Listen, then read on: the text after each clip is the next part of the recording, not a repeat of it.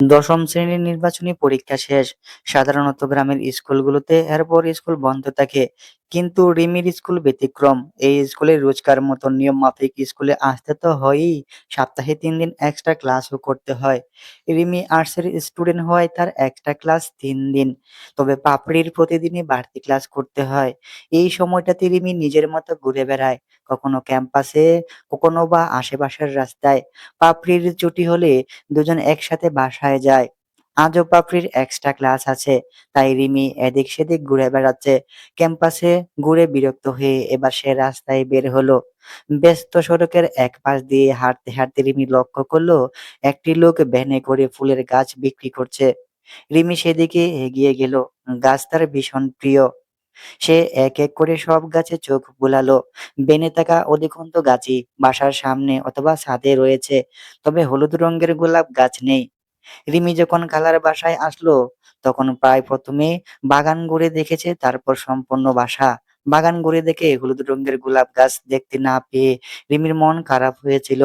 কারণ সবার লাল গোলাপ পছন্দ হলেও রিমির হলুদ গোলাপ পছন্দ। তাই আজ হলুদ গোলাপ গাছ দেখতে পেয়ে রিমির মনটা খুশিতে ভরে উঠলো। রিমি বিক্রেতাকে গাছের দাম জিজ্ঞাসা করলো। তিনি দাম বললেন ২০০ টাকা। রিমির তার ওয়ালেট বের করে দেখলো তার কাছে কত টাকা আছে।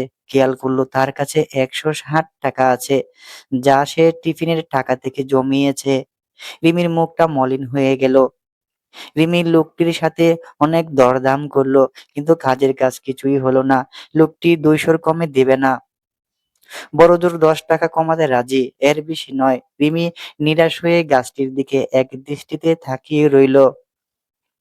এই গোলাপ গাছটির দাম কত? রিমির পছন্দ করা গাছটি তার সামনে দিয়ে অন্য কেউ নিয়ে যাবে ভেবে রাগ হচ্ছে রিমির। রিমি একরাশ ক্রোধ নিয়ে লোকটার মুখের দিকে তাকালো। মুহূর্তেই মুখের অভিব্যক্তি বদলে গেল।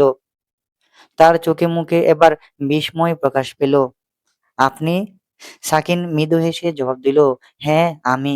তোমার মেমোরি তো খুব ভালো পিচ্চি, এখনো মনে আছে আমায়? অবশ্যই ভালো। সন্দেহ ছিল আপনার? তা একটু ছিল, ভেবেছিলাম তোমার আমাকে মনে নেই। দেশে কবে আসলেন? এই তো গত রাতে। এসে ঘোরাঘুরি শুরু করে দিয়েছেন? আপনার টায়ার্ড লাগে না? আমি প্লেনে এসেছি, হেঁটে নয়। তবুও। দুজনের কথার মাঝে দেওয়াল হয়ে দাঁড়ায় গাছ বিক্রেতা। তিনি দুজনকে উদ্দেশ্য করে জিজ্ঞাসা করেন, আপনারা কি গাছ কিনবেন, নইলে আমি অন্য জায়গায় যাই? দুজনে একসাথে ভিন্ন উত্তর দিল। সাকিন বেন থেকে গাছ উঠিয়ে রিমির দিকে এগিয়ে দিল। রিমি ভাবলো সাকিন টাকা পরিশোধ করার জন্য তাকে গাছটি ধরতে বলেছে, তাই সে হাত বাড়িয়ে গাছটি নিল। টাকা পরিশোধ করে সাকিন বলল, আবার দেখা হবে পিচ্চি, ভালো থেকো। কথাটা বলেই সাকিন চলে যেতে নিলেই রিমি বলে উঠল, আরে আপনার গাছ রেখে যাচ্ছেন তো? আমি গাছ দিয়ে কি করব?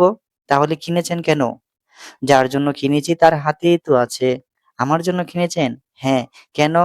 ধরে নাও বন্ধুর তরফ থেকে ছোট্ট একটি উপহার। আপনি আমার বন্ধু হলেন কবে থেকে? তাছাড়া আপনি আমার থেকে মিনিমাম ৫ বছরের বড়। এত বড় মানুষ আমার মতো বাচ্চা মেয়ের বন্ধু হয় কি করে? বন্ধুত্ব কি শুধু বয়স দেখেই হয়? হ্যাঁ, আপনি আপনার গাছ ফেরত নিন। আমি এই গাছ নিতে পারবো না। কেন? আমি অপরিচিত কারো কাছ থেকে কিছু নেই না। আমি এখনো অপরিচিত?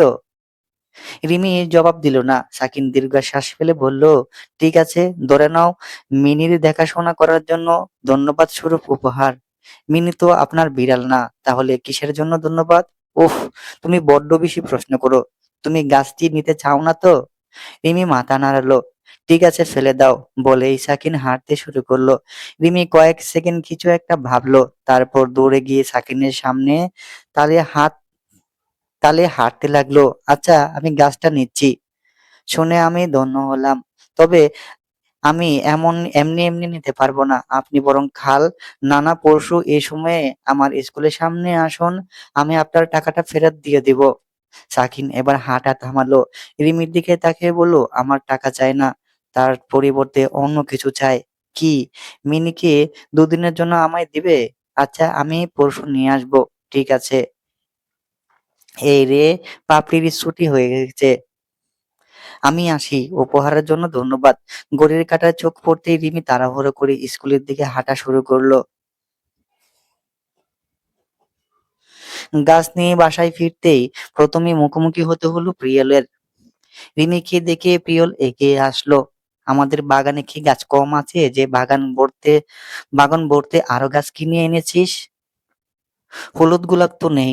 দেখি কি সুন্দর ফুল, কি চমৎকার তার ঘ্রাণ, আমি দেখেই প্রেমে পড়ে গেছি। রিমি ফুলের গাছে নাক নিয়ে চোখ বন্ধ করে ঘ্রাণ নিল। চোখ মেলে তাকাতেই দেখতে পেল ফুলটি আর গাছে নেই, প্রিয়লের হাতে। গাছে ফুটে থাকা একমাত্র ফুলটি ছিঁড়ে ফেলায় গাছের সৌন্দর্য বিলীন হয়ে গিয়েছে। এখন আর গোলাপ গাছ মনে হচ্ছে না, বেল গাছ মনে হচ্ছে। রিমি রাগ ক্রোধ ভরা দৃষ্টিতে তাকিয়ে রইল প্রিয়লের দিকে। এভাবে তাকিয়ে আছিস কেন? দেখে মনে হচ্ছে আমায় খেয়ে ফেলবি। রিমি মনে মনে বলল, হ্যাঁ, খেতেই ইচ্ছে করছে, তাও আবার লবণ মরিচ ছাড়া। মনের কথা মনে চেপে বলল, এটা তুমি কি করলে ভাইয়া? আমার গাছের একমাত্র ফুলটা তুমি ছিঁড়ে ফেললে। তোমার একটু কষ্টও হলো না? এত নির্দয় কেন তুমি? আধিক্যেতা, এমন ভাব কলেজা কেটে ফেলেছি। শোন, গাছ যখন আছে ফুলও তো আসবে। একটা ছিঁড়লে 10টা ফুল ফুটবে। আপাতত তোর ফ্রেম নিয়ে যাচ্ছি আমি, সাইড হ। প্রিয়ল রিমিকে পাশ কাটিয়ে চলে গেল। রিমি ক্রোধিত নয়নে প্রিয়লের চলে যাওয়ার দিকে একবার তাকালো, তারপর ফের গাছের দিকে তাকালো। গাছটির দিকে তাকাতে কান্না পাচ্ছে রিমির। কি সুন্দর ছিল ফুলটা। গাছ রোপণ করতেও সারতে পারলো না, তার আগেই ফুলটা ডাকাতি হয়ে গেল। দেখ, ভালোই লাগে না।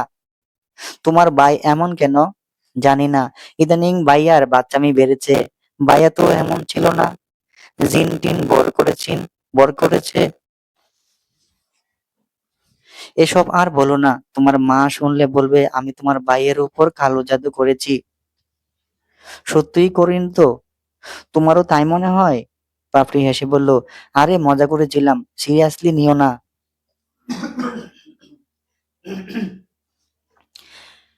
অনেকদিন পর তামিম, সাকিব, শিহাব এসেছে। লিভিং রুমে বসে পারভিন সুলতানার সাথে কথা বলছে সবাই। সকাল সকালে এসেছে তারা। আজ শুক্রবার হওয়ায় এখনো ঘুম থেকে ওঠেনি প্রিয়ল। শাকিলা এসেছে প্রিয়লকে ডেকে তুলতে। বলল, ভাইজান, আপনার বন্ধুরা এসেছে, উঠবেন নাকি ওনাদের এখানে বসতে বলবো? এখানে আসতে বলবো? তোর কিছু বলতে হবে না, আমার দরকার হলে ওরা নিজেরাই চলে আসবে। ওদের কি আর পারমিশন লাগে? প্রিয়ল শুয়ে রইল। কিছুক্ষণ যেতেই হঠাৎ লাফিয়ে উঠলো। দ্রুত পায়ে হেঁটে পাপড়ি রিমির লোভ দেখে রিমির রুমে চলে গেল। রিমি টেবিলে বসে পড়ছিল আর পাপড়ি ওয়াশরুমে। আকস্মিক আগমনে রিমি কিছুটা থতমত খেয়ে গেল। আমি পারমিশন না দেওয়া পর্যন্ত রুম থেকে বের হবি না।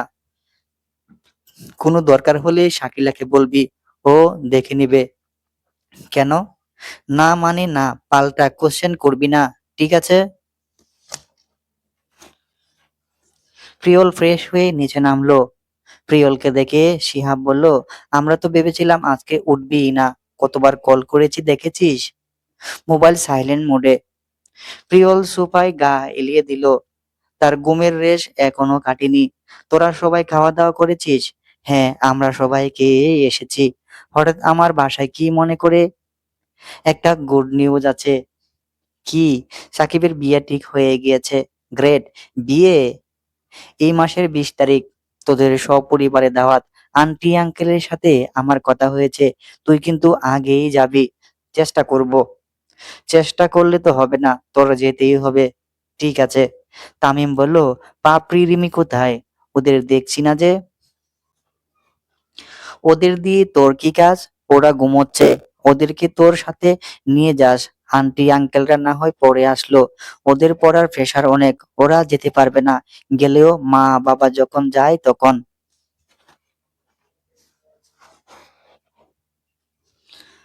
তোমরা কোথায় যাওয়া কথা বলছো? প্রিয়ল চোখ রাঙিয়ে রিমির দিকে তাকালো। রিমি প্রিয়লকে উপেক্ষা করে সোফায় গিয়ে বসলো। বলল, বললে না যে? শিহাব বলল, সাকিবের বিয়ে, তাই সবাইকে দাওয়াত দিতে এসেছি। রিমি খুশি হয়ে বলল, সাকিব ভাইয়ার বিয়ে, আমরা যেতে পারবো? শিহাব জবাব দেওয়ার আগে প্রিয়ল বলল, তোর সামনে এক্সাম, এখানে কি, যা পড়তে বস, আমি এসে পড়া ধরবো। আমি পড়া কমপ্লিট করেছি। ধরলে না পারলে নাচানাচি বের করব। রিমি মুখ বাঁকিয়ে বাকিয়ে সাকিবের দিকে ঘুরলো, যা দেখে প্রিয়ল অতি আশ্চর্য হলো, সাথে নাকের ডগায় বিন্দু বিন্দু রাগ জমতে লাগলো। এই মেয়ে এত সাহস হলো কি করে আমার কথা অমান্য করে, এর ফল তোকে ভোগ করতে হবে রিমি। রিমি হয়তো প্রিয়লের মনের কথা বুঝতে পারলো, সে মনে মনে বলতে লাগলো, আমার শখের গাছের গোলাপ চিড়েছো, তারপর ভাবো কি করে আমি তোমার সব কথা শুনবো। এখন থেকে তুমি যা বলবে তার উল্টোটাই করব। ভাইয়া, আমাকে তো দাওয়াত দিলে না। বোন আমার তোমার সাথে বোন আমার তোমারও দাওয়াত রইলো। তুমি পাপড়ি প্রিয়র 7 দিন আগেই যাবে, বুঝেছো? আন্টি আঙ্কেলরা আগে যেতে পারলে বিয়ের দিন যাবে। সত্যি? ইয়ে, অনেক মজা হবে। এত লাফাস না, তুই আর পাপড়ি যাচ্ছিস না কেন? তোদের সামনে এক্সাম, পড়ালেখার নাম নেই, বিয়ের নামে লাফালাফি। যা, উপরে যা। দেখেছো ভাইয়া তোমার ফ্রেন্ড কেমন ব্যবহার করে? সাদেকি আর সবাই হিটলার বলে। হিটলার? সবাই উচ্চস্বরে হেসে উঠলো। রিমি কথাটা বলে প্রিয়লের দিকে তাকালো। প্রিয়লের মুখের অভিব্যক্তি দেখে রিমি বসা থেকে উঠে দাঁড়ালো, আমতা আমতা করে বলল, আমি বরং যাই, বিয়েতে দেখা হবে। বলে রিমি 1 সেকেন্ডও দাঁড়ালো না, বউ দৌড় দিল। এক দৌড়ে রুমে গিয়ে বিছানায় গা এলিয়ে দিল। মেয়েটা হাঁপাচ্ছে দেখে পাপড়ি জানতে চাইলো, কি হয়েছে? সিংহের গুহায় ঢুকে সিংহের গায়ে ডিল ছুঁড়ে পালিয়ে এসেছি। জানি না সিংহ আমায় কি শাস্তি দেবে। দেখো আমার হাত পা কাঁপছে। রিমি উঠে পাপড়ির দিকে 2 হাত এগিয়ে দিল। মানে, তুমি ভাইয়ার সঙ্গে পাঙ্গা নিয়েছো? রিমি জবাব দিল না। পাপড়ি বুঝে নিল তার ধারণাই সঠিক।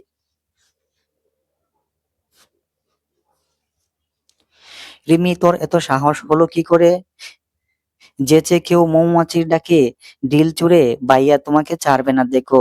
তোমার জন্য নিশ্চয়ই কোনো ভয়ঙ্কর শাস্তির পরিকল্পনা করছে। আমি এমনিতেই বয়ে আছি, তুমি আর বই দেখাচ্ছ। আমি আমার বিপি বোধহয় বেড়ে গিয়েছে, একটু মেপে দেখো না। রিমি, গম্ভীর কণ্ঠস্বর শুনতে পেয়ে রিমির আত্মা কেঁপে উঠল। রিমি ভয়ার্ত চোখে দরজার দিকে তাকালো, দেখতে পেল প্রিয়ল 2 হাত বাজ করে তীক্ষ্ণ দৃষ্টিতে তাকিয়ে আছে। রিমি ভয়ে একটু একটু করে পেঁচাতে লাগলো। প্রিয়ল পাপড়িকে বলল, তুই একটু বাইরে যা তো। রিমি পাপড়ির দিকে তাকিয়ে মাথা নাড়িয়ে যেতে নিষেধ করলো, কিন্তু পাপড়ি কি আর সাধ্য আছে প্রিয়লের নির্দেশ অমান্য করে? পাপড়ি বের হয়ে গেল। প্রিয়ল রুমে প্রবেশ করলো, একটু একটু করে রিমির দিকে এগিয়ে গেল। রিমিও পেছাতে লাগলো। পেছাতে পেছাতে এক পর্যায়ে দেওয়ালের সাথে ধাক্কা খেলো। প্রিয়ল কাছে গিয়ে রিমির হাত ধরে টেনে পেছনে চেপে ধরলো। রিমি ভয়ার্ত আর্তনাদ করে উঠলো, ভাইয়া, লাগছে আমার, ছাড়ো। প্রিয়ল ছাড়লো না, দাঁতে দাঁত চেপে বলল, তোর এত সাহস হলো কি করে আমার কথা অমান্য করিস? বাসার অন্যদের দেখেও এখনো শিখিসনি? ভুল হয়ে গেছে, আর অমান্য করব না ভাইয়া, ছাড়ো আমায়। ওহ, সেটা বললে তো চলবে না। বিনা শাস্তি দিয়ে ছেড়ে দিলে তোর শিক্ষা হবে না। তোকে এমন পানিশমেন্ট দিতে হবে যেন দ্বিতীয়বার ভুল করার আগে কমপক্ষে 10 বার ভাবিস। এবারের মতো মাফ করে দাও। দেখো, তুমি আমার গাছের ফুল ছিঁড়েছো, তাই আমি তোমার নিষেধ অমান্য করেছি। দুজনের দোষ কাটাকাটি আর করব না এমন। তুই আমার সাথে জেদ করিস? আমার সাথে? তোর গাছই রাখবো না। খুব গা চোলা হয়ে গেছিস তাই না? বলেই প্রিয়ল রিমিকে ছেড়ে ছাদে চলে গেল। রিমিও প্রিয়লের পিছু নিল। ভাইয়া প্লিজ, আমার শখের গাছ, এমনটা করো না। তুমি অন্য যে শাস্তি দেবে আমি মাথা পেতে নেব। তুমি আমার গাছ ফেলে দিও না, প্লিজ প্লিজ প্লিজ ভাইয়া। ছাদে গিয়ে প্রিয়ল টপ উঁচু করে একেবারে কিনারায় নিয়ে গেল। ফেলে দেওয়ার জন্য ছাদের বাইরে দৌড়তেই রিমি বাধা দিয়ে বলল, প্লিজ ভাইয়া, ফেলো না। তোমাকে আমি প্রতিদিন কফি বানিয়ে খাওয়াবো, তোমার সব কাজ করে দেব, তোমার সব কথা শুনবো, তবুও ফেলো না। কান ধর। কি? ছাদের মাঝখানে গিয়ে এক পায়ে দাঁড়িয়ে কান ধর। ওখানে 1 মিনিট দাঁড়িয়ে থাকলে আমার পা ফুলে যাবে। এখানেই দাঁড়াই, দিব টপ পেলে? না না, যাচ্ছি। রিমি ছাদের মাঝখানে গিয়ে কানে ধরে দাঁড়াতেই প্রিয়ল টপ জায়গা মতো রেখে দিল। বেলা গড়িয়ে দুপুর হতে চলেছে। রোদের তীব্রতা প্রখর। ছাদের মেঝে গরম হয়ে গিয়েছে। সেখানে খালি পায়ে দাঁড়িয়ে থাকতে রিমি বেশ কষ্টই হচ্ছে। রিমি একটু পর পর পা বদল করছে। তাড়াহুড়ো করে আসতে গিয়ে স্যান্ডেল পরার সময় পায়নি। প্রিয়ল ছাদের রেলিং হেলান দিয়ে দাঁড়িয়ে রিমির দিকে দৃষ্টি রেখে দৃষ্টি রেখেছে। ২ মিনিট যেতেই রিমির চোখ বেয়ে অশ্রু গড়িয়ে পড়ল। রিমি আহ্লাদে সুরে বলল, আজ আমার মা বেঁচে নেই বলে সবাই আমাকে অবজ্ঞা করে, কেউ ভালোবাসে না। সবাই আমাকে শাস্তি দিতে ব্যস্ত। প্রিয়ল সোজা হয়ে দাঁড়ালো, তার মনটা একটু নরম হলো। সে গলা ঝেড়ে বলল, হয়েছে হয়েছে, কান্না থামা। তুই বাচ্চা না যে অল্পতে বে বে করে কান্না করবি। যা নিচে গিয়ে রেস্ট নিয়ে পড়তে বস। রিমি চোখের পানি মুছে কিলকিলিয়ে হাসলো। প্রিয়লকে বেঞ্চে কেটে বলল, তোমাকে বোকা বানিয়েছি, বলেই দৌড়ে পালালো। তবে রে, আমার সাথে বাটপারি? দাঁড়া বলছি রিমি। প্রিয়ল ও রিমি ছুটে ছুটল। রিমি এক দৌড়ে নিচে বাগানে চলে গেল। প্রিয়লও দৌড়ে রিমিকে ধরার চেষ্টায় নিয়োজিত। এসব দেখে পাপড়ি, অনয়, তনয় সহ বাসার সকলে অবাক দৃষ্টিতে তাকিয়ে রইল, যেন তারা অষ্টম আশ্চর্যই দেখছে। তারা বুঝতেই পারেননি কবে প্রিয়লের মতো গম্ভীর্য প্রকৃতির ছেলে এতটা প্রাণবন্ত হয়ে উঠেছে। ভাগ্যিস পারভিন সুলতানা আজ বাসায় নেই, বাবার বাড়ি গিয়েছেন, নইলে এতক্ষণে কুরুক্ষেত যুদ্ধ বাঁধিয়ে দিতেন। সাকিবের বিয়ে ১ সপ্তাহ বাকি। ৭ দিন বাকি বললে ভুল হবে, কারণ বিয়ের প্রধান আকর্ষণ হচ্ছে রং খেলা, মেহেন্দি নাইট, গায়ে হলুদের অনুষ্ঠান। সেসব ২ দিন পর থেকেই শুরু হয়ে যাবে। সাকিবের অনেক জোরাজুরিতে বিয়ের ৭ দিন আগেই যেতে হচ্ছে। ইচ্ছে না থাকা সত্ত্বেও সাথে করে পাপড়ি আর রিমিকেও নিতে হচ্ছে। Destination wedding, venue Cox's Bazar. Rimi কখনো সমুদ্র দেখেনি। সাকিবের বিয়ের ভেন্যু কক্সবাজার শুনে রিমি আনন্দের সীমা নেই। সে বিয়ে উদযাপনের কথা ভুলে কোথাও কোথাও ঘুরবে সে ভাবনায় মশগুল। হোটেলের সামনে গাড়ি থামতেই রিমি দ্রুত গাড়ি থেকে নামলো। চারিদিকে অবাক দৃষ্টিতে পর্যবেক্ষণ করলো। তাদের দেখেই সাকিব সহ বন্ধু মহলে সবাই এগিয়ে আসলো। তামিম প্রিয়লের কাঁধে হাত রেখে বলল, আরে বেটা, এত দেরি করলি কেন? তোদেরই মিস করছিলাম। শোন, আমরা ২ দিনের প্ল্যান করে রেখেছি। অনুষ্ঠান শুরুর আগে ২ দিন আমরা শুধুই ঘুরবো। কাল সকালে সূর্য উদয় দেখা দিয়ে শুরু হবে আমাদের মিশন। তারপর নাচের রিহার্সেল করতে হবে। তোকে কিন্তু জয়েন করতেই হবে। পাপড়ি, আই অ্যাম সো এক্সাইটেড। কি সুন্দর জায়গাটা, তাই না? হ্যাঁ, ভীষণ সুন্দর। তাতে এই ফ্যামিলির মানুষজনও বেশ ইন্টারেস্টিং। যেমন এই যে ব্লু টি শার্ট পরা মেয়েটাকে দেখতে পাচ্ছ? পাপড়ির আঙ্গুল লক্ষ্য করে তাকালো রিমি। কে এই মেয়ে? সাকিব ভাইয়ার বোন, শাম্পি আপু। এত নেকা! প্রিয়ল ভাইয়াকে দেখলে তার নেকামি আরো বেড়ে যায়। কেন? কেন বুঝো না? ভাইয়ার দেওয়ানা। অ্যাঁ, এই হিটলারকে যে কারো পছন্দ হতে পারে সেটা ভেবেই হাসি পাচ্ছে। বলেই রিমি হাসলো। পাপড়ি বলল, দেখো দেখো কেমন প্রিয়ল ভাইয়ার গায়ে পড়ছে। বেচারা আমার ভাইয়া এর থেকে রেহাই পেতে কত কিছুই না করে, শুধু দেখো। একবার কি হয়েছে জানো? কি? শাম্পি আপু আমাদের বাসায় গিয়ে প্রিয়ল ভাইয়ার পিছু ছাড়ছিল না। উপায় না পেয়ে প্রিয়ল ভাইয়া ওয়াশরুমে গিয়ে বসেছিল। এই বলে যে তার নাকি পেট খারাপ হয়েছে, বাইরে বের হতে পারছে না। বের হতেই পেটে মোচড় দিচ্ছে। দুজন দুজনের দিকে তাকিয়ে কিলকিলিয়ে হাসতে লাগলো।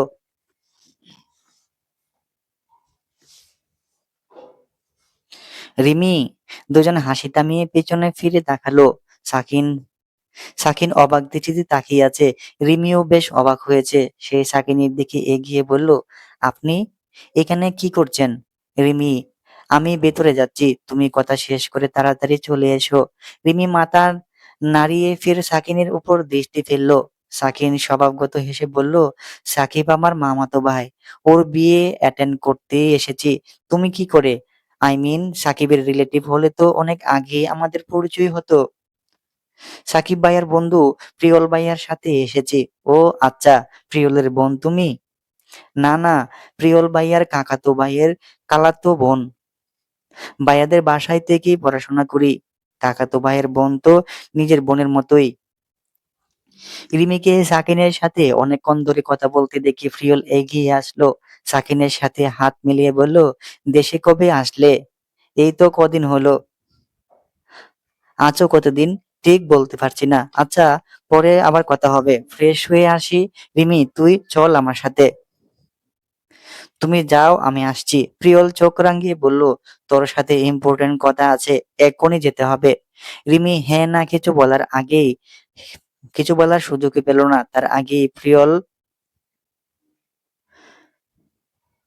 তার আগে প্রিয়ল তার হাত ধরে টানে নিয়ে গেল।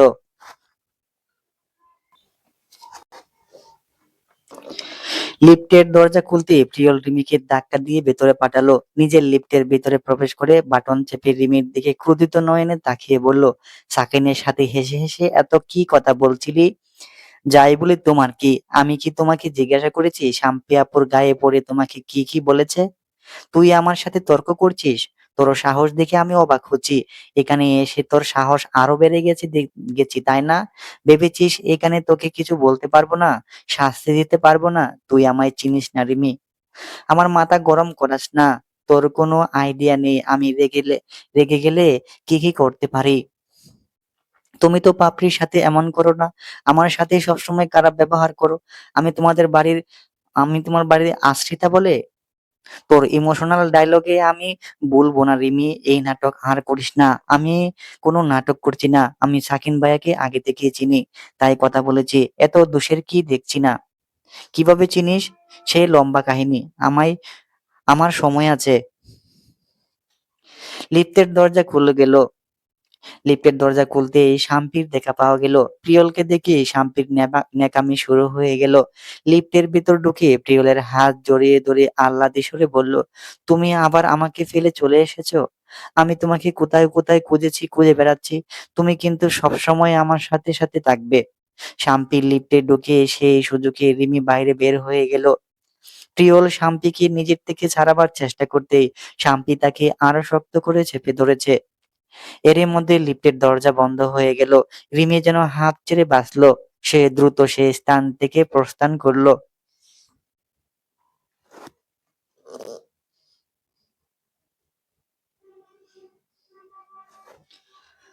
ভোর হতেই দরজায় করাঘাতের শব্দ পাওয়া গেল। রিমি আর পাপড়ি আগেই উঠে রেডি হয়ে আছে। শব্দ পেতে দরজা খুলে দিল রিমি।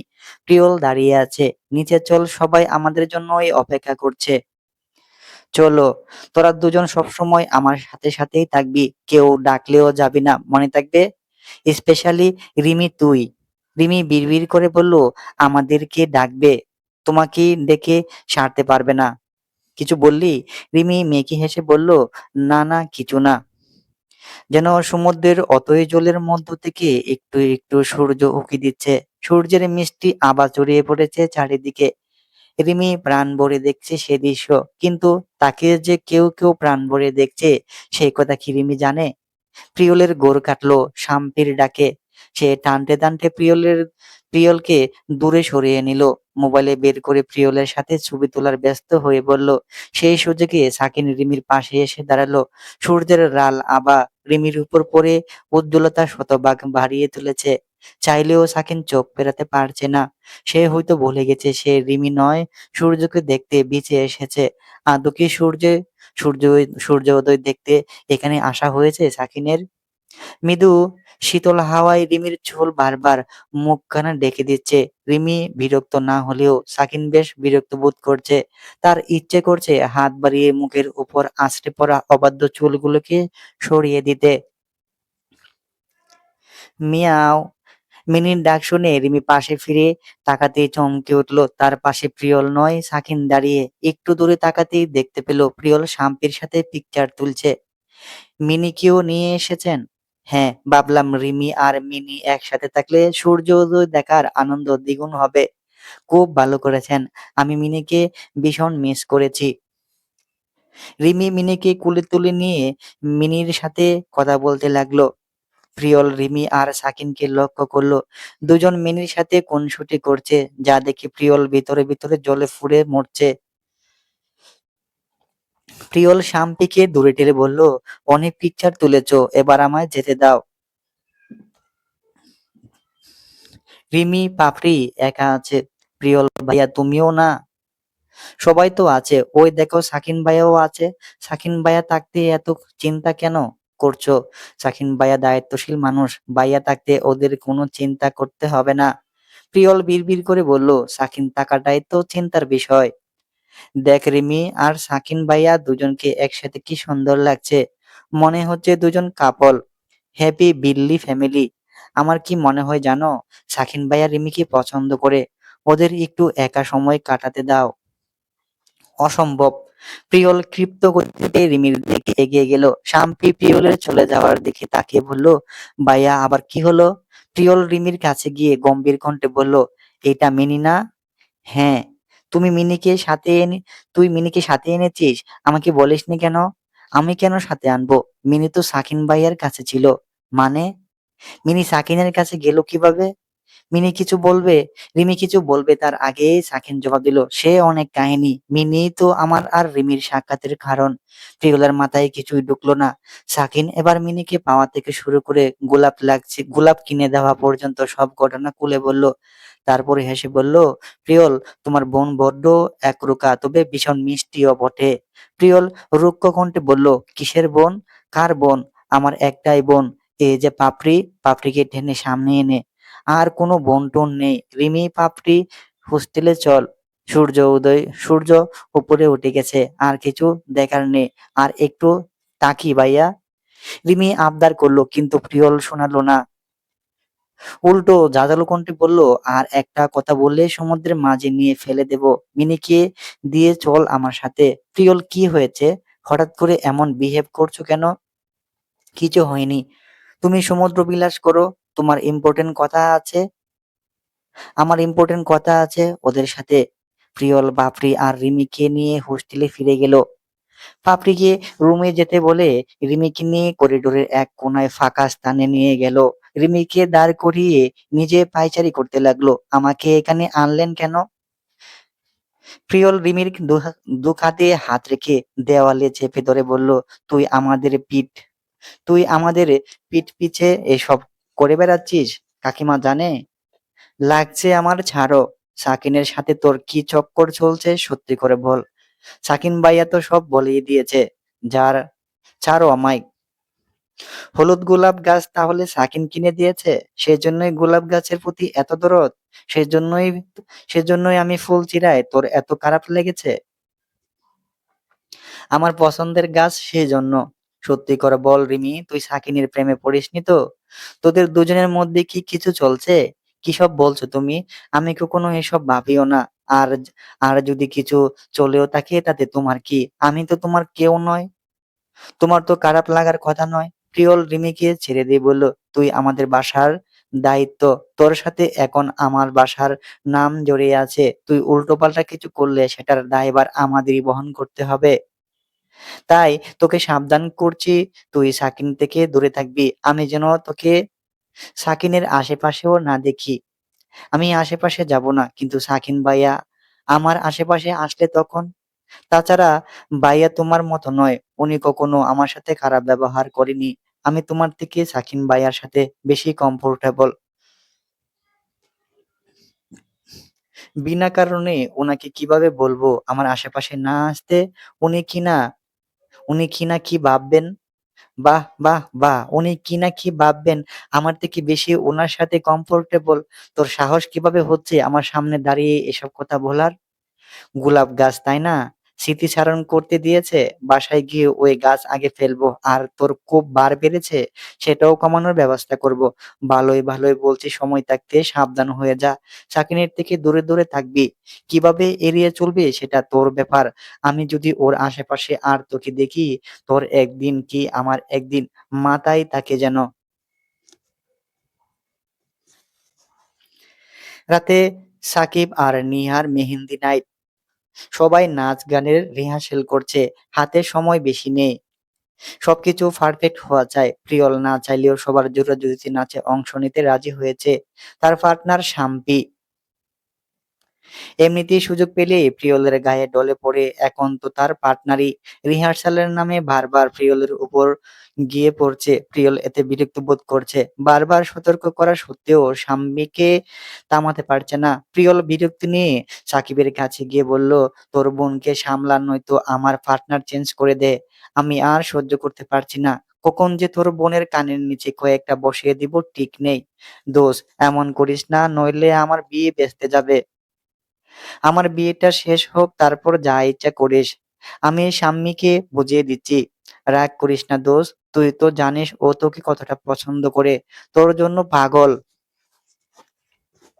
পছন্দ করলেই কি এমন নির্লজ্জের মতো সবসময় গায়ে লেপ্টে থাকতে হয়?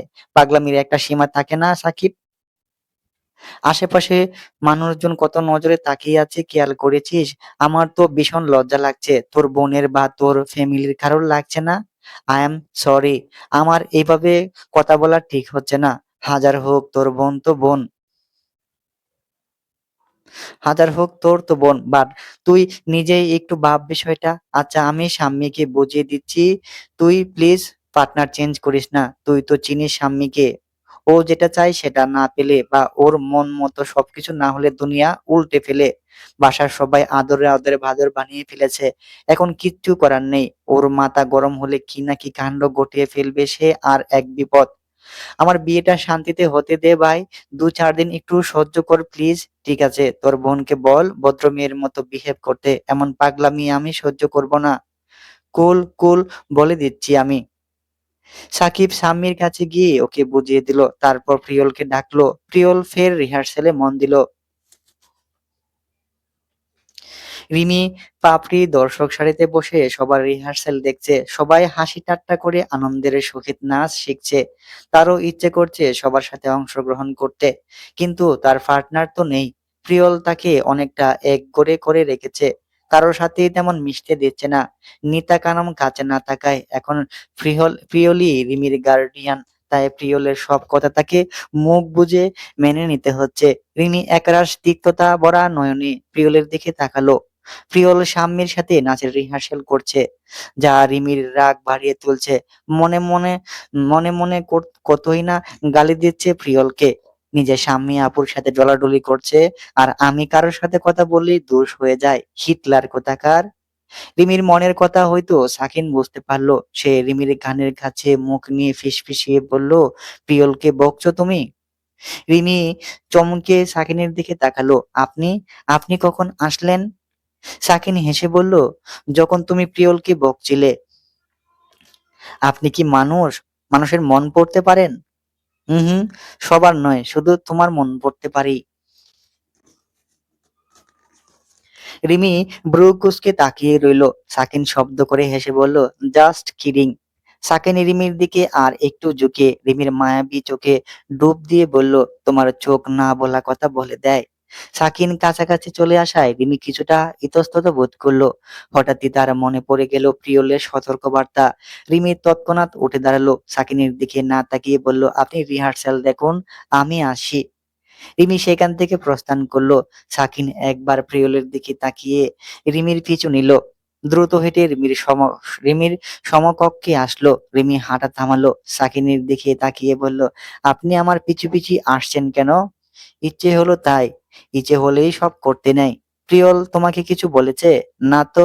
প্রিয়ল ভাইয়া কি বলবে? তাহলে আমাকে এড়িয়ে চলছো কেন? প্রিয়ল বলেছে আমার থেকে দূরে থাকতে। ভাইয়া কিছুই বলেনি, আর আমি আপনাকে এড়িয়েও চলছি না। রিমি, তোমাকে আগেই বলেছি তোমার চোখ কথা বলে। অযথা মিথ্যা বলো না। তুমি মিথ্যা বলতে পারো না। রিমি দীর্ঘশ্বাস ফেলে করিডোরের শেষ প্রান্তে গিয়ে দাঁড়ালো, যেখানে থেকে সমুদ্র দেখা যায়, ঢেউর শব্দ শোনা যায়, শীতল হাওয়ায় গা জুড়িয়ে যায়। সাকিন ও রিমির পাশে গিয়ে হেলান দিয়ে দাঁড়ালো। দুজনেই নিশ্চুপ। নীরবতা ভেঙে সাকিন বলল, প্রিয়লের ধারণা ঠিক। রিমি কৌতূহলী দৃষ্টিতে তাকালো। আমি তোমাকে পছন্দ করি রিমি। প্রথম দেখাতে এই পিচ্চি মেয়েটার প্রেমে পড়ে গিয়েছি, যাকে ইংরেজিতে বলে লাভ এট ফার্স্ট সাইট। রিমি স্তব্ধ হয়ে চেয়ে রইল। কথাগুলো তার কাছে মোটেই বিশ্বাসযোগ্য মনে হচ্ছে না। সাকিন ফের বলল, I don't know how you how how or why. I just know I am in love with you. Rimi জোরপূর্বক হাসলো। হাসতে হাসতে বলল, আপনি মজা করছেন তাই না? এটা হতেই পারে না। আমার দিকে তাকাও রিমি। আমাকে দেখে মনে হচ্ছে আমি মজা করছি? রিমি ভালোবাসা পর্যবেক্ষণ করলো। না। সাকিনের চোখে মুখে গম্ভীর্য স্পষ্ট। সাকিনের চোখ বলছে সে মিথ্যা বলছে না। রিমি দৃষ্টি সরিয়ে নিল। এটা অসম্ভব। আপনি আমার ব্যাপারে কিছুই জানেন না। আমার ফ্যামিলি সম্পর্কে কিছুই জানেন না। আপনি কি করে আমাকে পছন্দ করতে পারেন? কাউকে ভালোবাসার জন্য ব্যাকগ্রাউন্ড চেক করার প্রয়োজন নেই রিমি। তুমি রাজি থাকলে আমি আমার ফ্যামিলির সাথে আজই পরিচয় করিয়ে দেব। আপনি উল্টোপাল্টা কিছু খেয়ে এসেছেন না তো? রিমি সাকিনের কাছে এসে নাক দিয়ে গন্ধ নেওয়ার চেষ্টা করলো। আমি ওসব সাইপ্রাস খাই না রিমি। আপনার নিশ্চয়ই পেটের বোমো হয়েছে তাই পেট থেকে উল্টাপাল্টা কথা বের হচ্ছে। রিমি, আমি আর কোনো কথা শুনতে চাই না। আমি চললাম। দাঁড়াও রিমি। রিমি থেমে গেল, পেছনে ফিরে তাকালো। আমি তোমাকে জোর করছি না, শুধু নিজের অনুভূতিটুকু প্রকাশ করলাম। তুমি আনকমফোর্টেবল হলে ভুলে যাও আমি কিছু বলেছি, তাও ইগনোর করো না আমায়। রিমি হাঁটতে শুরু করলো। আর একটা কথা, রিমি দাঁড়ালো, তবে পিছনে ফিরে তাকালো না। সবসময় নিজের মন যেটা চায় সেটাই করো, অন্য কাউকে তোমার জীবন কন্ট্রোল করতে দিও না রিমি। রিমি রিহার্সেলের স্থানে গিয়ে বসলো। প্রিয়ল এখনো রিহার্সেল করছে। গেমে তার টি শার্ট পিঠের সাথে লেপ্টে আছে। রিমিকে দেখে প্রিয়ল হাঁপাতে হাঁপাতে রিমির পাশের চেয়ারে গিয়ে বসলো। এতক্ষণ কোথায় ছিলি? রিমি শীতল কণ্ঠে জবাব দিল, এখানেই ছিলাম। আমাকে কি তোর অন্ধ মনে হয়? এখানে দেখলে জিজ্ঞাসা করতাম। করিডোরেই ছিলাম, একাই। রিমি জবাব দিল না। তার মাথায় এখনো সাকিনের বলা কতটুকুই ঘুরপাক খাচ্ছে। যা, আমার জন্য পানি এনে নিয়ে আয়। রিমি বিরক্তি ভরা দৃষ্টিতে তাকিয়ে রইল। কথা কান দিয়ে ঢোকেনি। রিমি মুখ বিকৃত করে উঠে পানি আনতে গেল। যেতে যেতে বিড়বিড় করতে করতে বলল, আমাকে কি নিজের দাসী পেয়েছো? সব ফরমাইশ আমাকেই করতে হবে কেন? মাঝে মাঝে পাপড়িকেও তো বলা যায় নাকি? না না, নিজের বোনকে দিয়ে কোনো কাজ করাবেন কেন? বিনা পরিশ্রমী বিনা পারিশ্রমিক দাসী আমি তো আছি। এর থেকে তো কালামণির সাথে আসাই ভালো ছিল। কোথায় ভাবলাম অনেক মজা করব, নাচ গান হই হুল্লোড় করব। এর কিছুই তো করতে পারছি না। বসে বসে মহারাজার রিহার্সেল দেখছি আর ফরমাইশ শুনছি। কি এত বিড়বিড় করছো? রিমি বিরক্তিসূচক শব্দ করে বলল, আপনি আবার আমার পিছে পিছে এখানে চলে এসেছেন? সাকিন একটি পানির বোতল হাতে নিয়ে বলল, এটার জন্যই এসেছিলাম। Sorry if you made you uncomfortable. Sakin আর কিছু না বলে সরে আসলো। রিমি কিছুক্ষণ কিছু একটা ভাবলো, তারপর সাকিনকে ডাকলো। সাকিন পিছনে ফিরে ইশারায় জানতে চাইলো কি হয়েছে। রিমি কিছুটা ইতস্তত বোধ করে বলল, আপনি নাচতে জানেন? হোয়াট? সাকিন হতভম্ব হয়ে তাকিয়ে রইল রিমির দিকে। মেয়েটা কি করতে চাচ্ছে তার মাথায় ঢুকছে না। সব গোলমেলে লাগছে। হাঁ করে আছেন কেন? মুখে মাছি ঢুকে যাবে তো। সাকিন ওষ্ঠদ্বয় জোড়ো করে গলা জেরে বলল, তোমার প্ল্যানটা কি? বলছি। তার আগে ভাইয়াকে পানি দিয়ে আসি, নইলে আমাকে জোশ বানিয়ে খেয়ে ফেলবে। রাতের জমকালো লাইটিং আর মানুষের কলরব মুখরিত করে রেখেছে সম্পূর্ণ ভেন্যু। কেউ কেউ মেহেদি পড়ছে, কেউ কেউ গান গাইছে। তামিম শিহাব ওদের পারফরমেন্সের জন্য শেষ মুহূর্তের জন্য প্রস্তুতি নিচ্ছে। পাপড়ি মেহেদি পড়ছে। রিমি ভেন্যু ছেড়ে কিছুটা দূরে নিরিবিলিতে দাঁড়িয়ে আছে। সাউন্ড বক্সের কারণে সমুদ্রের ঢেউর শব্দ কানে আসছে না, তবুও রাতের সমুদ্র আকৃষ্ট করছে তাকে। আকাশে আজ পূর্ণ চাঁদ। সে চাঁদের আলো সমুদ্রের পানিতে পড়ে ঝলমল করছে। এই মুহূর্তে পাশে কেউ থাকলে মন্দ হতো না। যার হাত ধরে হাঁটতে পারবে, সমুদ্রের পানি পা ভেজাতে পারবে, একসাথে জ্যোৎস্না বিলাস করতে পারবে, তীরে বসে কাঁধে মাথা রেখে স্মৃতিচারণ করবে। তুই এখানে কি করছিস?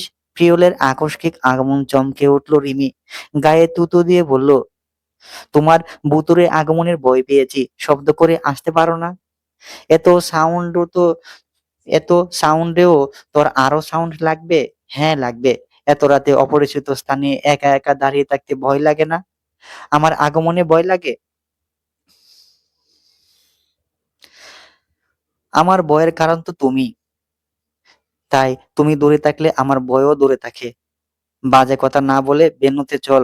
এখানে একা দাঁড়িয়ে থাকা রিক্সি। কিছু হয়ে গেলে তোর বাপ আমাকে জেলে পাঠাবে। রিমি মেকি হাসলো, বলল, ভয় পেও না। আমার কিছু হলেও আমার বাবার কিছু যাবে আসবে না, বরং খুশিই হবে। সেন্টি না খেয়ে চল এখান থেকে। আর একা একা বের হবি না। আমার ওইখানে ভালো লাগছে না, বোর হচ্ছি। এত হই হুল্লোড়েও বোর হচ্ছিস? হ্যাঁ। প্রিয়ল রিমির হাতের দিকে খেয়াল করলো। রিমির হাত খালি দেখে বলল, তোর হাতে মেহেদি লাগাসনি কেন? ইচ্ছে হয়নি। শুনেছি হাতে মেহেদি পড়লে নাকি মেয়েদের মন ভালো হয়ে যায়, কথাটা কি সত্যি? জানি না, আমি তো এমন কিছু শুনিনি। তাহলে তোকে কি এক্সপেরিমেন্ট করা যাক, চল মেহেদি লাগাবি। প্রিয়ল রিমিকে মেহেদি কাউন্টারে নিয়ে আর্টিস্টের পাশে বসিয়ে দিল। তারপর নিজেই রিমির হাতে দেওয়ার জন্য একটা একটা করে ডিজাইন দেখতে লাগলো। এই ডিজাইনটা ভালো। প্রিয় প্রিয়ল ট্যাবলেট মেহেদি আর্টিস্টকে দিয়ে বলল, এই ডিজাইনটা দিয়ে দিন। তখনই শাম্মী এসে বলল, প্রিয়ল ভাইয়া, আমাকেও একটা মেহেদি ডিজাইন চুজ করে দাও। আমিও কনফিউজড। প্রিয়ল শাম্মীকে এড়ানোর জন্য তামিমের দিকে তাকিয়ে বলল, হ্যাঁ হ্যাঁ আসছি। তামিম আমাকে ডাকছি তামিম আমাকে ডাকছে, তুমি নিজেই বরং সিলেক্ট করো শাম্মী। এখন প্রিয়ল, শাম্মী, তামিম, শিহাব সবার গ্রুপে ডান্স হবে। সবাই নিজ নিজ পজিশন গিয়ে দাঁড়ালো। ঠিক তখনই শাকিন আর রিমিও ওদের সাথে যোগ দিল।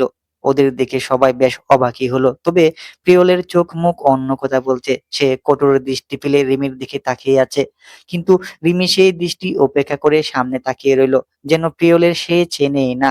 প্রিয়ল রেগে রিমিকে কিছু বলবে তার আগেই তামিম প্রিয়লকে থামিয়ে দিল। প্রিয়ল, এখন চেপে যা, মানুষজন দেখছে, পারফরমেন্স শেষ হোক, তারপর যা ইচ্ছা করিস।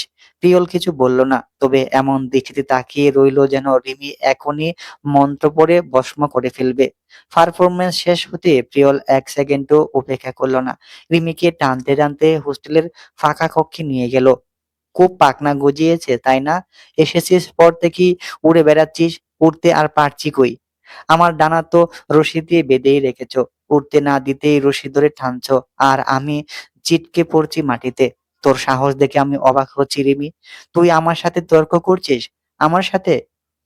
এই তোর সাহসের এই তোর সাহসের পাওয়ার হাউসটা কে? এই সাকিন? তা সাকিন তোকে আর কি কি শিখিয়েছে? এখানে সাকিন ভাইয়ের প্রসঙ্গ আসছে কোথা থেকে? যবে থেকে এই সাকিনের সাথে তোর পরিচয় হয়েছে, তবে থেকেই তোর মুখ চলতে শুরু করেছে। তুই আমার কথা অবজ্ঞা করছিস, যা নয় তাই করে বেড়াচ্ছিস। এসব সাকিনের জন্যই হয়েছে তাই না? সাকিন ভাইয়া কিচ্ছু বলেনি, শেখায়নি। পারফরমেন্স করার কথাটা আমি ভাইয়াকে বলেছিলাম, আর বেশ করেছি। আমার ইচ্ছে হয়েছে পারফরমেন্স করেছি, তাছাড়া এখানে তো আনন্দ করতেই এসেছি।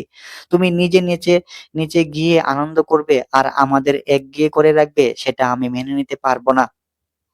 সবকিছু তোমার কথা মতো হবে না ভাইয়া। সবাই তোমাকে কন্ট্রোল করতে পারবে না।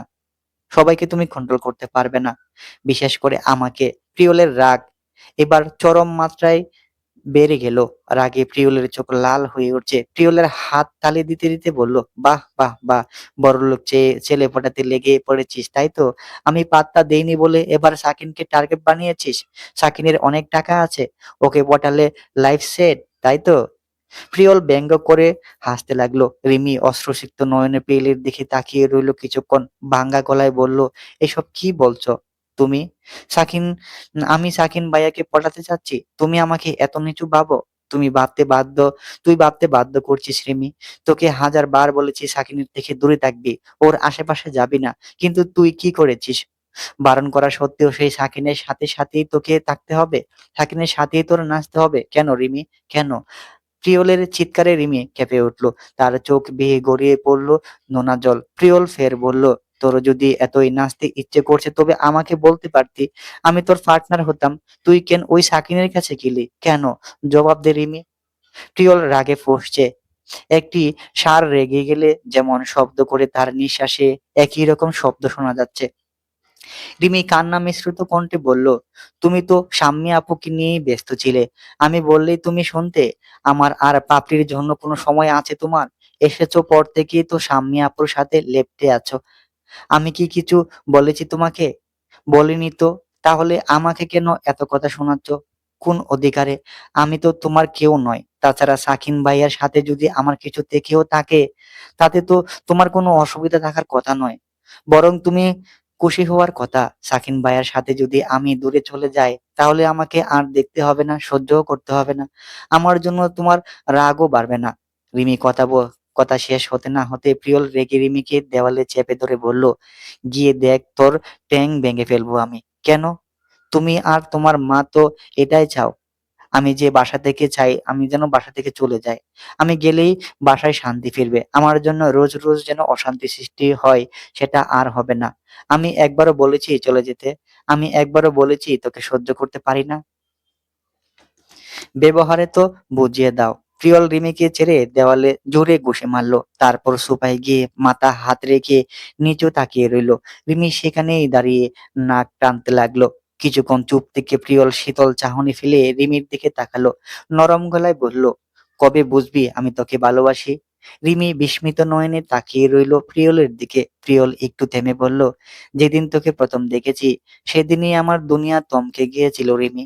কয়েক সেকেন্ডের জন্য মনে হয়েছিল আসমান থেকে লাল পরী নেমে এসেছে আমার কক্ষে। লাল রংটা যেন শুধু তোর জন্যই তৈরি হয়েছে। সেদিনই তোর কাজল কালো চোখে আমি ডুবে গিয়েছি। এতটাই ডুবেছি যে এখনো রেশ কাটিয়ে উঠতে পারিনি। তুই আশেপাশে না থাকতে, আমার সাথে কথা না বললে আমার ভিতর তোলপাড় শুরু হয়ে যায় রিমি। তুই কাছে আসতেই সব শান্ত। আমি ব্যতীত অন্য কারোর সাথে তোকে হেসে কথা বলতে দেখলে আমার ভিতরে হিংসে হয়। তুই কেন সেটা বুঝিস না রিমি? তাহলে আমার সাথে সবসময় খারাপ ব্যবহার করো কেন? কেন আমাকে বারবার আঘাত করো কথা বলো?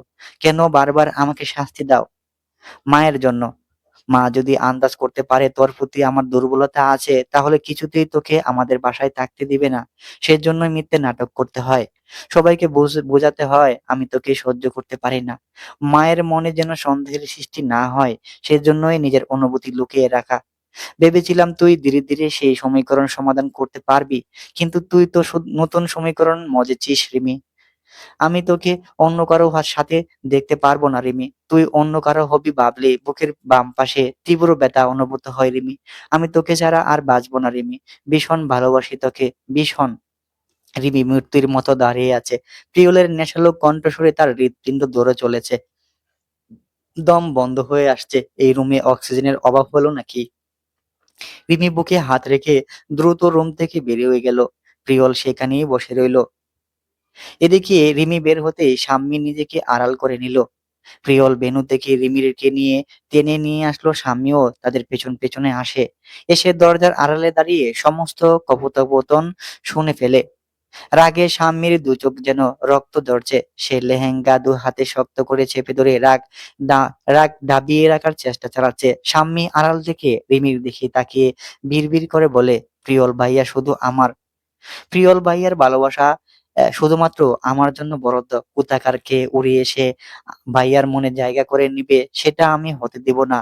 আমার আর ভাইয়ার মাঝে কাউকে আসতে দিব না আমি, কিছুতেই না। তার জন্য যা যা করতে হয় আমি তাই করব Rimi. Everything is fair in love and you are no. Rimi দৌড়ে করিডোরের শেষ প্রান্তে গিয়ে দাঁড়ালো। সমুদ্র মুখোমুখি হয়ে চোখ বন্ধ করে দ্রুত শ্বাস নিতে লাগলো। প্রচন্ড বাতাসে কানের কাছে বিকট শব্দের সৃষ্টি হবে, তবে সেই শব্দের রিমির উপর কোনো প্রভাব পড়ছে না। তার কানে শুধু ভাসছে প্রিয়লের নেশালো কণ্ঠস্বর। রিমি দুহাত দিয়ে কান ডেকে ফেললো। বিড়বিড় করে বলল, না না, এমনটা হতেই পারে না। ভাইয়া নিশ্চয়ই আমার সাথে প্রাং করছে। উফ, ভাইয়ার কণ্ঠ কেন কানে বাজছে? রিমি প্রিয়ল ভাইয়ার কথাগুলো মাথা থেকে ঝেড়ে ফেলে। তুই কিচ্ছু শুনিসনি রিমি, বলে যা সব।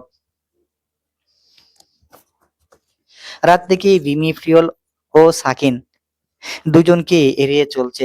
ওদের মুখোমুখি হলেই রিমি উল্টো দিকে হাঁটা দিচ্ছে। কথা বলতে চাইলেও কোনো অজুহাত দেখিয়ে কেটে পড়ছে। ওদের দেখলেই রিমি অস্বস্তিতে ভুগছে।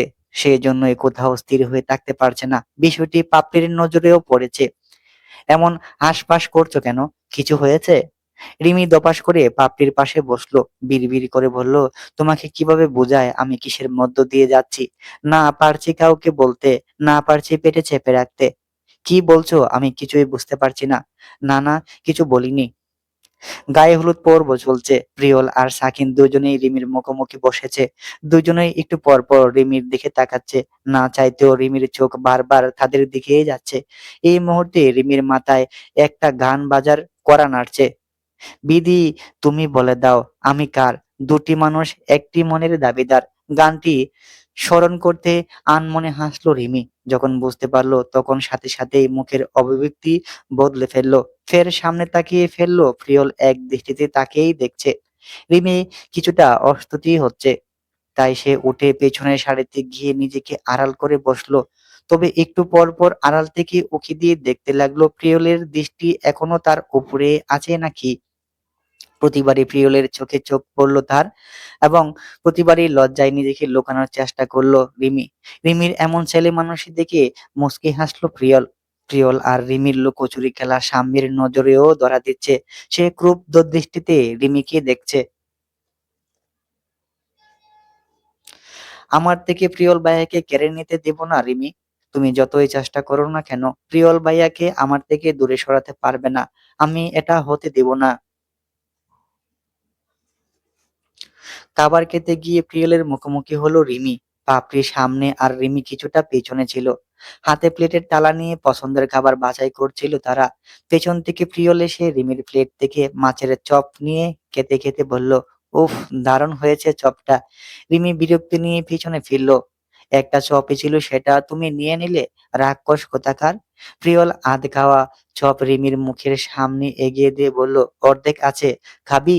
প্রিয়ল ভেবেছিল রিমি মুখ বাঁকিয়ে বলবে, তুমিই খাও, তোমার এটুকু তোমার এটুকুটো আমি খেতে যাব কেন?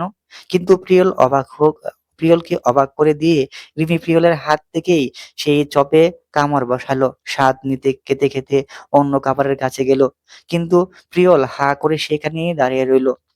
তারপর মৃদু হেসে ফের রিমির পিছন নিল। আমার ব্যাপারে কি ভাবলি? রিমি গত দিনের কথাগুলো স্মরণ করতে চাচ্ছে না। সে প্রিয়লের সাথে স্বাভাবিক হতে যাচ্ছে, যেন গতকাল কিছুই ঘটেনি।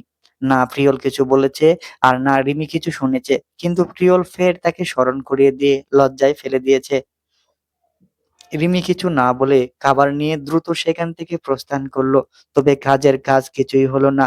প্রিয়ল খাবার নিয়ে রিমির পাশে এসেই বলল, এই টেবিলের পাপড়িও বসে আছে। তাই প্রিয়ল কিছু বলতে পারলো না। অপেক্ষা করতে লাগলো পাপড়ির চলে যাওয়ার। খাবার শেষ করে পাপড়ি উঠে চলে যেতে রিমিও উঠতে চাইলো, কিন্তু প্রিয়ল রিমির হাত ধরে আটকে দিল। সে নেশালো কণ্ঠে বলল, আমাকে এড়িয়ে চলছিস কেন রিমি? কই না তো। তুই ভালো করেই জানিস, তোর সাথে কথা না বললে আমি থাকতে পারি না। আমার বুক খালি খালি লাগে। ইচ্ছে করে আমায় কষ্ট দিচ্ছিস, নাকি আমার ভালোবাসার পরীক্ষা নিচ্ছিস রিমি? রিমি প্রিয়লের প্রশ্নের জবাব দিল না। মাথা নিচু করে বলল, হাত ছাড়ুন, এখানে অনেক মানুষজন আছে। কেউ দেখে নিলে কি না কি ভাববে। ভাবুক, আমার কিছু যায় আসে না। আপনার মায়ের কানে কথাটা গেলে আমাকে কাঁচা চিবিয়ে খাবে। বেশ, ছেড়ে দিব। তুই আগে বল, আমাকে আর এড়িয়ে চলবি না? আচ্ছা। প্রিয়ল রিমির হাত ছেড়ে দিল। রিমি দ্রুত হেঁটে সেখান থেকে প্রস্থান করলো। তার হৃদস্পন্দন প্রখর গতিতে বেড়ে চলেছে, যেন প্রতিযোগিতা শুরু করেছে। রিমি বুকে হাত রেখে প্রখর চোখ বন্ধ করে হৃদস্পন্দন থামানোর চেষ্টা করতে লাগলো। প্রিয়লদের বাসার সবাই চলে এসেছে। রাস্তায় জ্যামে পড়তে আস্তে আস্তে অনেকটা দেরি হয়ে গিয়েছে। অনেকদিন পর খালামণিকে দেখি রিমি এগিয়ে গিয়ে জড়িয়ে ধরে ধরল নিতাকে। এখানে থাকতে কোনো অসুবিধা হয়নি তো তোর? না খালামণি, আমার কোনো অসুবিধা হয়নি। আমি অনেক এনজয় করেছি। নিতা মৃদু হেসে রিমির মাথায় হাত বুলিয়ে দিল। পারভিন সুলতানার পিয়লকে দেখে বলল, পান্না, তুই ঠিক আছিস তো? ওই মেয়েটা তোকে জ্বালায়নি তো? আমি যে কি বয়েছিলাম এই কয়দিন, তোকে বলে যেতেও পারলাম না। কেন? ওই মেয়ে তোর আশেপাশে থাকলে তুই কোনো না কোনো বিপদে পড়িস। ওই মেয়ে তোর জন্য অশুভ। প্রিয়ল বিরক্তি নিয়ে বলল, মা প্লিজ থামো। এসেই রিমির পেছনে পড়েছ। সি, আমি সিট অ্যান্ড ফাইন। পিয়ল মায়ের হাতের সামনে হাত চড়িয়ে দিয়ে একবার সামনে পিছনে ঘুরলো। ঠিক থাকলেই ভালো। হ্যাঁ, সব ঠিক আছে। তুমি এবার ভেন্যুতে চলে চলে যাও, আমি আসছি। বিয়ের কার্যক্রম শুরু হবে। সবাই বিচে অর্থাৎ ভেন্যুতে চলে গিয়েছে। রিমির সাজ এখনো কমপ্লিট হয়নি। সে আয়নার সামনে বসে ঠোঁটের লিপস্টিক লাগাচ্ছে। পাপড়ি রিমিকে তাগিদ দিয়ে বলল, রিমি, সবাই চলে গেছে, আমাদের তাড়াতাড়ি যেতে হবে, বিয়ের প্রোগ্রামটা মিস হয়ে যাবে। তাড়াতাড়ি করো। হয়তো হয়ে গেছে, তুমি হাঁটতে থাকো, আমি এই তো হয়ে গেছে, তুমি হাঁটতে থাকো, আমি আসছি। ঠিক আছে, তাড়াতাড়ি এসো কিন্তু। ওকে ওকে। রিমি লিপস্টিক লাগানো শেষ করে উঠে দাঁড়ালো। আয়নার সামনে দাঁড়িয়ে নিজেকে ভালোভাবে পর্যবেক্ষণ করতে লাগলো। আজ সে লাল রঙের গাউন পরেছে। লং ঘন লম্বা চুল ছেড়ে রেখেছে। ঠোঁটে গাঢ় লিপস্টিক। নিজেকে দেখতে দেখতে হঠাৎই তার প্রিয়লের কথা মাথায় আসলো। প্রিয়ল তাকে বলেছে লাল রংটা যেন তার জন্যই তৈরি। প্রিয়ল কি আজও মুগ্ধ দৃষ্টিতে তাকে দেখবে? সেই নেশালো কণ্ঠে বলবে, রিমি, লাল রংটা যেন তোর জন্যই তৈরি। রিমি আনমনে আনমনে লাজুক হাসলো।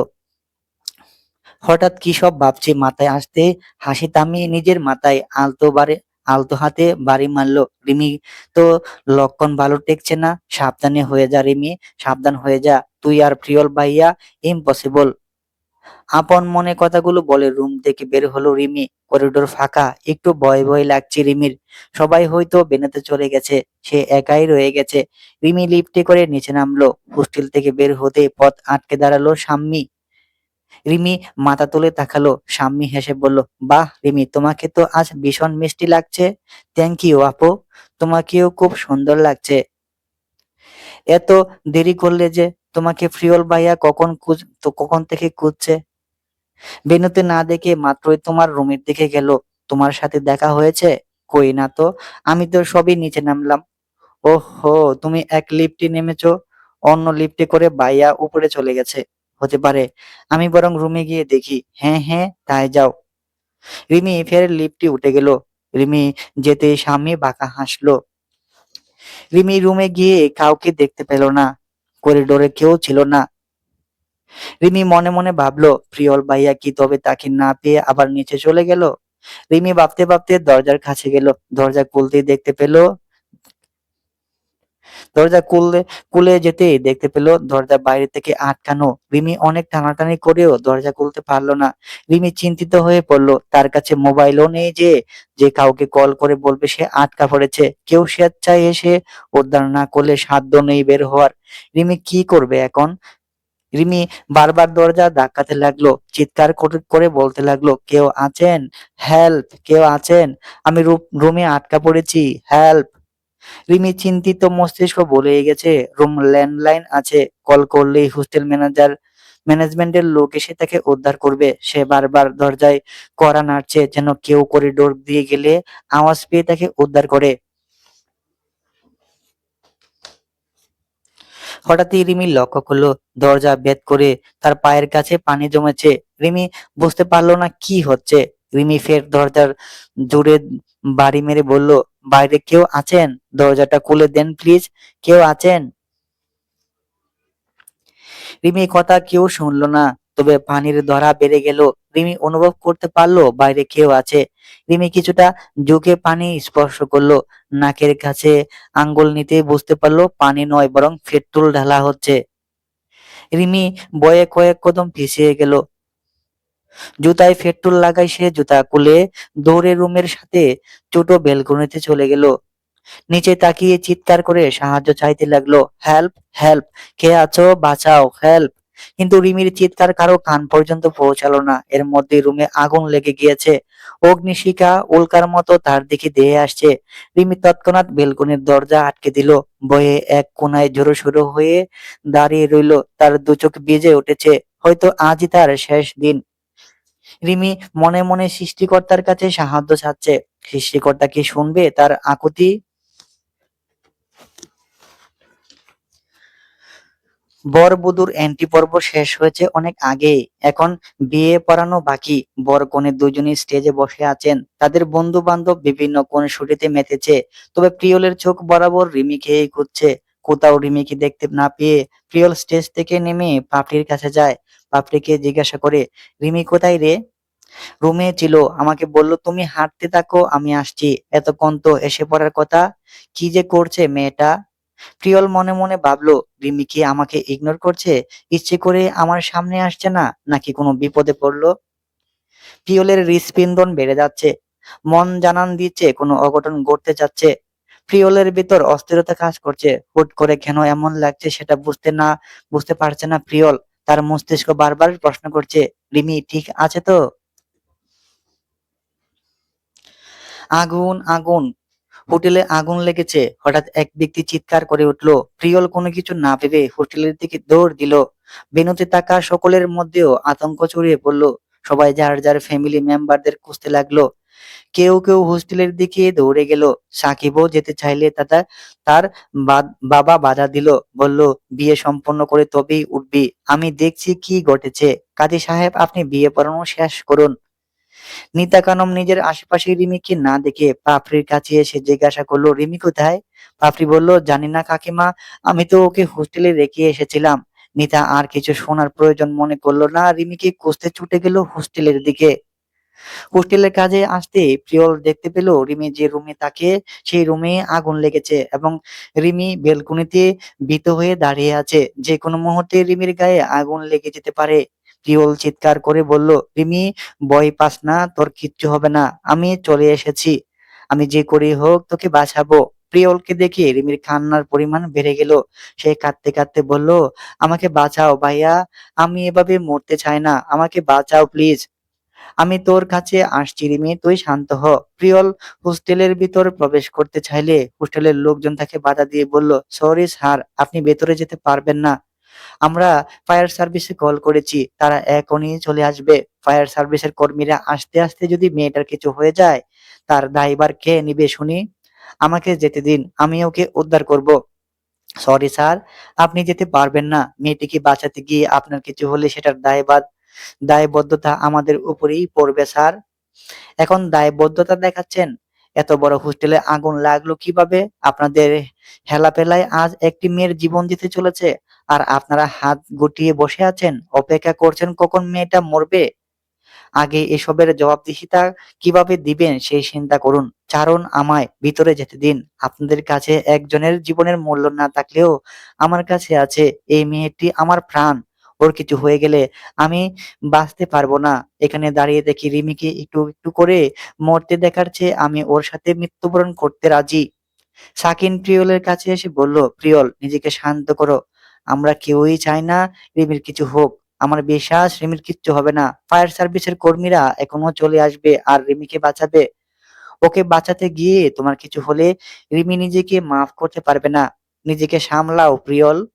তোমার বিশ্বাস নিয়ে আমি বসে থাকতে পারবো না সাকিন, আমাকে রিমির কাছে যেতে হবে। মেয়েটা ভয় পাচ্ছে। প্রিয়ল সবাইকে ধাক্কা দিয়ে সরিয়ে দৌড়ে ভেতরে চলে গেল। রিমির রুমের কাছাকাছি যেতেই দেখতে পেল আগুন দাউ দাউ করে জ্বলছে। প্রিয়ল দৌড়ে রিমির রুম বরাবর নিচের রুমে গেল। সেই রুমের বেলকনিতে দাঁড়িয়ে ঝুঁকে রিমিকে ডাকলো, রিমি, ভাইয়া, তুমি তুমি এখানে কেন আসতে গেলে? এখান থেকে চলে যাও তুমি। আমাকে বাঁচাতে গিয়ে তোমার কিছু হলে আমিও মরে শান্তি পাবো না ভাইয়া। তুমি প্লিজ চলে যাও। তোকে উদ্ধার না করে আমি কোথাও যাব না। ভয় পাস না, আমি ঠিক তোকে বাঁচিয়ে নেব। প্লিজ ভাইয়া, চলে যাও তুমি। প্রিয়ল রুমের ভিতরে ঢুকে আলমারি খুললো। হোস্টেলের সাকিনের বিয়ের জন্য সম্পূর্ণ রিজার্ভ করা হয়েছে, তাই আলমারির মেহমানদের দামি দামি জামা কাপড়ে ভর্তি। তবে সেসবের তোয়াক্কা করার কোনো সময় প্রিয়লের কাছে নেই। সে অপ্রয়োজনীয় জামা কাপড় বিছানায় ছড়িয়ে ছিটিয়ে রাখলো। বেছে বেছে কয়েকটি ওড়না নিয়ে গিঁট দিয়ে বড় রশিতে পরিণত করলো। বেলকনিতে গিয়ে রিমিকে ডেকে বলল, ওড়নাটাকে বেলকনিতে রেলিং এ বাঁধ। না ভাইয়া, আমি বাঁধতে পারবো না, তুমি দয়া করে এখান থেকে যাও। প্রিয়ল দমকিয়ে বলল, যা বলছি তাই কর, নয়তো আমি রশি না বেঁধেই উপরে উঠবো। উঠতে গিয়ে যদি পড়ে যায় তো পড়বো। না না, আমি বাঁচছি, দাও আমাকে। প্রিয়ল ওড়না পিছিয়ে উপরে ছুঁড়ে দিল। তবে বাতাসের কারণে ওড়নাটা বারবার ফিরে আসতে লাগলো। অনেক চেষ্টা করে শেষমেশ রিমি ওড়না ধরতে সক্ষম হলো। রিমি রেলিং এ শক্ত করে ওড়না বাঁধলো। প্রিয়ল সেই ওড়না ধরে আস্তে আস্তে রিমির বেলকনির ওঠার চেষ্টা করতে লাগলো।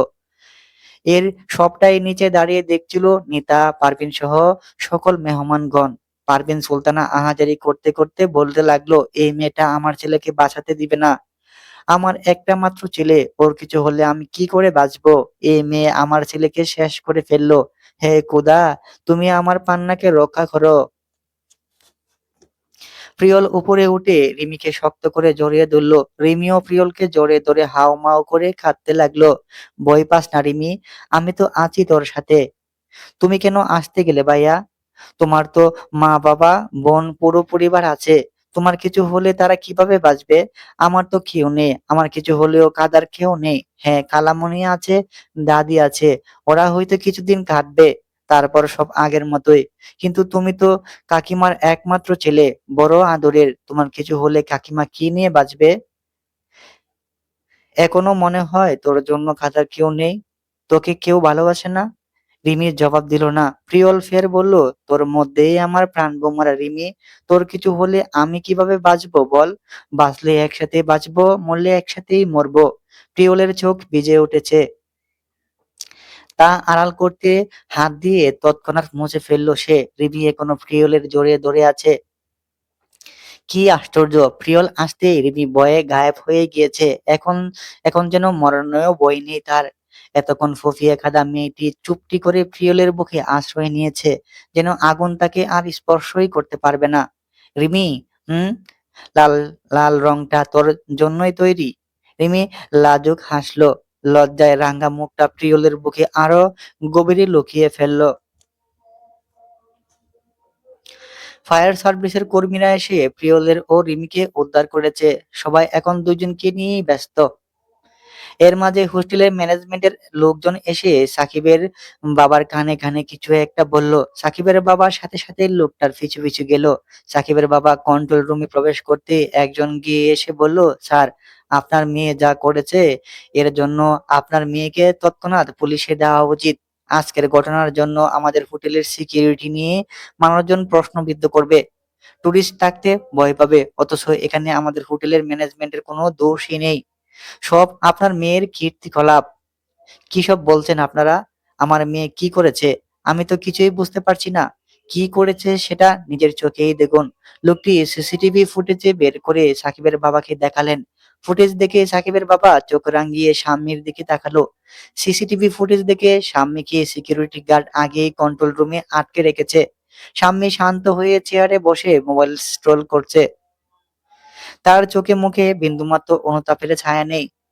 আপনার মেয়ের জন্য আগামীতে আমাদের কত বড় দোষের মুখে পড়তে হবে আন্দাজ করতে পারছেন নিশ্চয়ই। আপনি নিজেও তো ব্যবসায়ী। আমার মেয়ে হয়ে আমি আপনাদের কাছে ক্ষমা চাচ্ছি। আমাদের যা লোকসান হয়েছে, আপনাদের যা লোকসান হয়েছে আমি তার ভরপার করতে প্রস্তুত। বিষয়টা দয়া করে আমাদের মধ্যেই রাখবেন। কথাটা যেন পাঁচকান না হয়। আমরাও চাই বিষয়টি আমাদের মধ্যেই থাকুক। তাই তো আপনাকে আলাদা ডেকে আনা।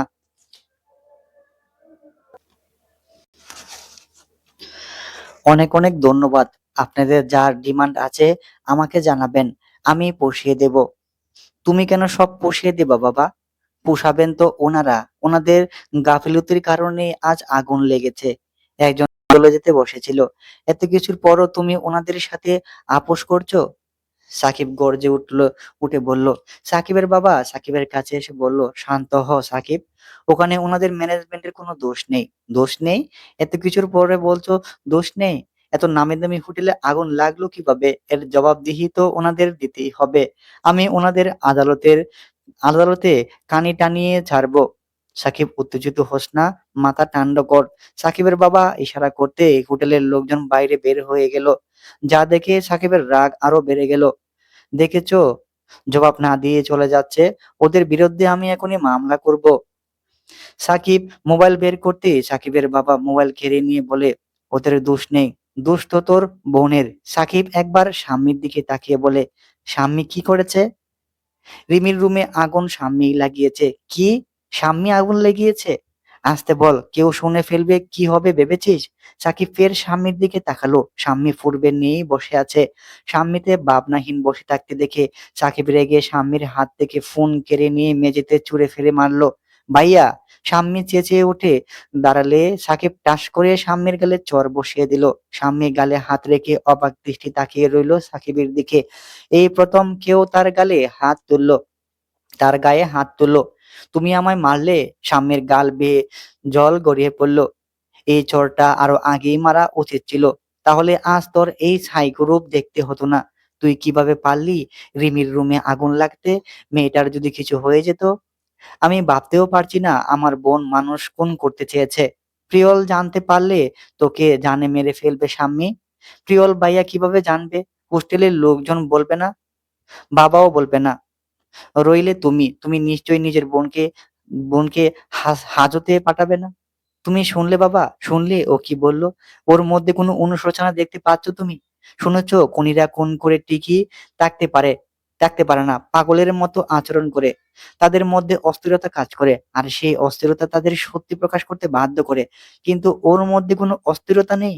যে প্রাণ নেওয়া ওর রোজকার কাজ। বাবা তুমি ওকে সাইকিয়াট্রিক দেখাও দেখানোর ব্যবস্থা করো। নইলে কবে যেন দেখবে ও আমাদেরও জ্বালিয়ে দেবে। ভাইয়া, আমি যা করেছি নিজের ভালোবাসাকে পাওয়ার জন্য করেছি। ভবিষ্যতেও করব। একে ভালোবাসা বলে না, পাগলামি বলে শাম্মী। তুই কিভাবে ভাবলি রিমিকে মেরে ফেললে প্রিয়ল তোর হবে? তুই জানিস রিমিকে বাঁচাতে জীবনের পরোয়া না করে প্রিয়লও বেলকনিতে উঠে গিয়েছিল? কি? হ্যাঁ, রিমির কোনো ক্ষতি করার চিন্তা মাথাতেও আনবি না শাম্মী। প্রিয়ল তোকে জ্যান্ত পুড়ে ফেলবে। রিমির জন্য প্রিয়লের ভালোবাসা আমি দেখেছি। তাই তোকে সাবধান করছি, রিমির থেকে দূরে থাকবি। ওদেরকে ওদের মতো ছেড়ে দে। আমি প্রিয়ল ভাইয়াকে অন্য কারোর সাথে ভাবতে পারবো না ভাইয়া। তুমি তো জানো আমি ভাইয়াকে কতটা ভালোবাসি। কিন্তু প্রিয়ল তোকে ভালোবাসে না শাম্মী। তোর একতরফা ভালোবাসার কোনো পরিণতি নেই।